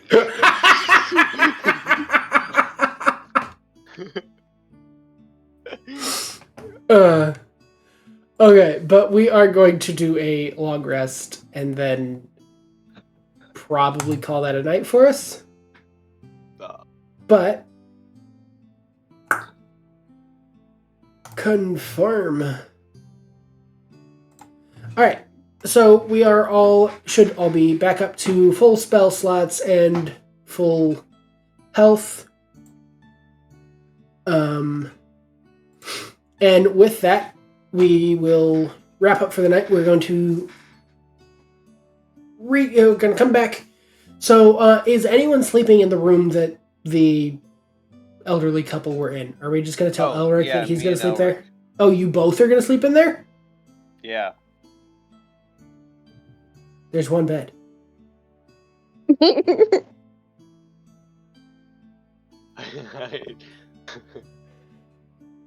There's a floor. There are 6 beds in this house, and you're going to make Elric sleep on the floor? No. I will pull a bed from across the hallway into my room. Okay. And You're being very protective of to him. sleep right Wait, next what to about my our bed. bears? I was just going to say, we can pull the bears in, and they can just, sleep in the bottom living room area. and we can close the door behind us, and there is a bar, so you can put a bar over the door, so we'll actually like bar the door closed, because you can't exactly lock it, but you can bar it from this side. So if somebody wants to get in, they have to bust down the bar, which will notify us enough. And also, there's 3 bears by the door. So I think that's fairly... Yeah, I feel like that's fairly good enough security for most scenarios. Turn them into bear jerky. Not bear jerky. I was going to say, that's kind of fucking treats. Dark. Jerky for bear treats. Sure, we'll go with that one. So with that being said, we're going to call that for tonight. We will come back after our long rest, and we will get on from there, and we'll go back to Stagfell, which was our initial goal. But we now also have this random door that we can go into and be in Verdun, which is significantly closer to Stagfell than the 4-day walk. The 4-day walk that would be there, and like the 3-day ride on back of bear. There, if we go through the front, if we go through the back, it's a safe house. Yeah. Were you surprised I figured that out that quick? Sure.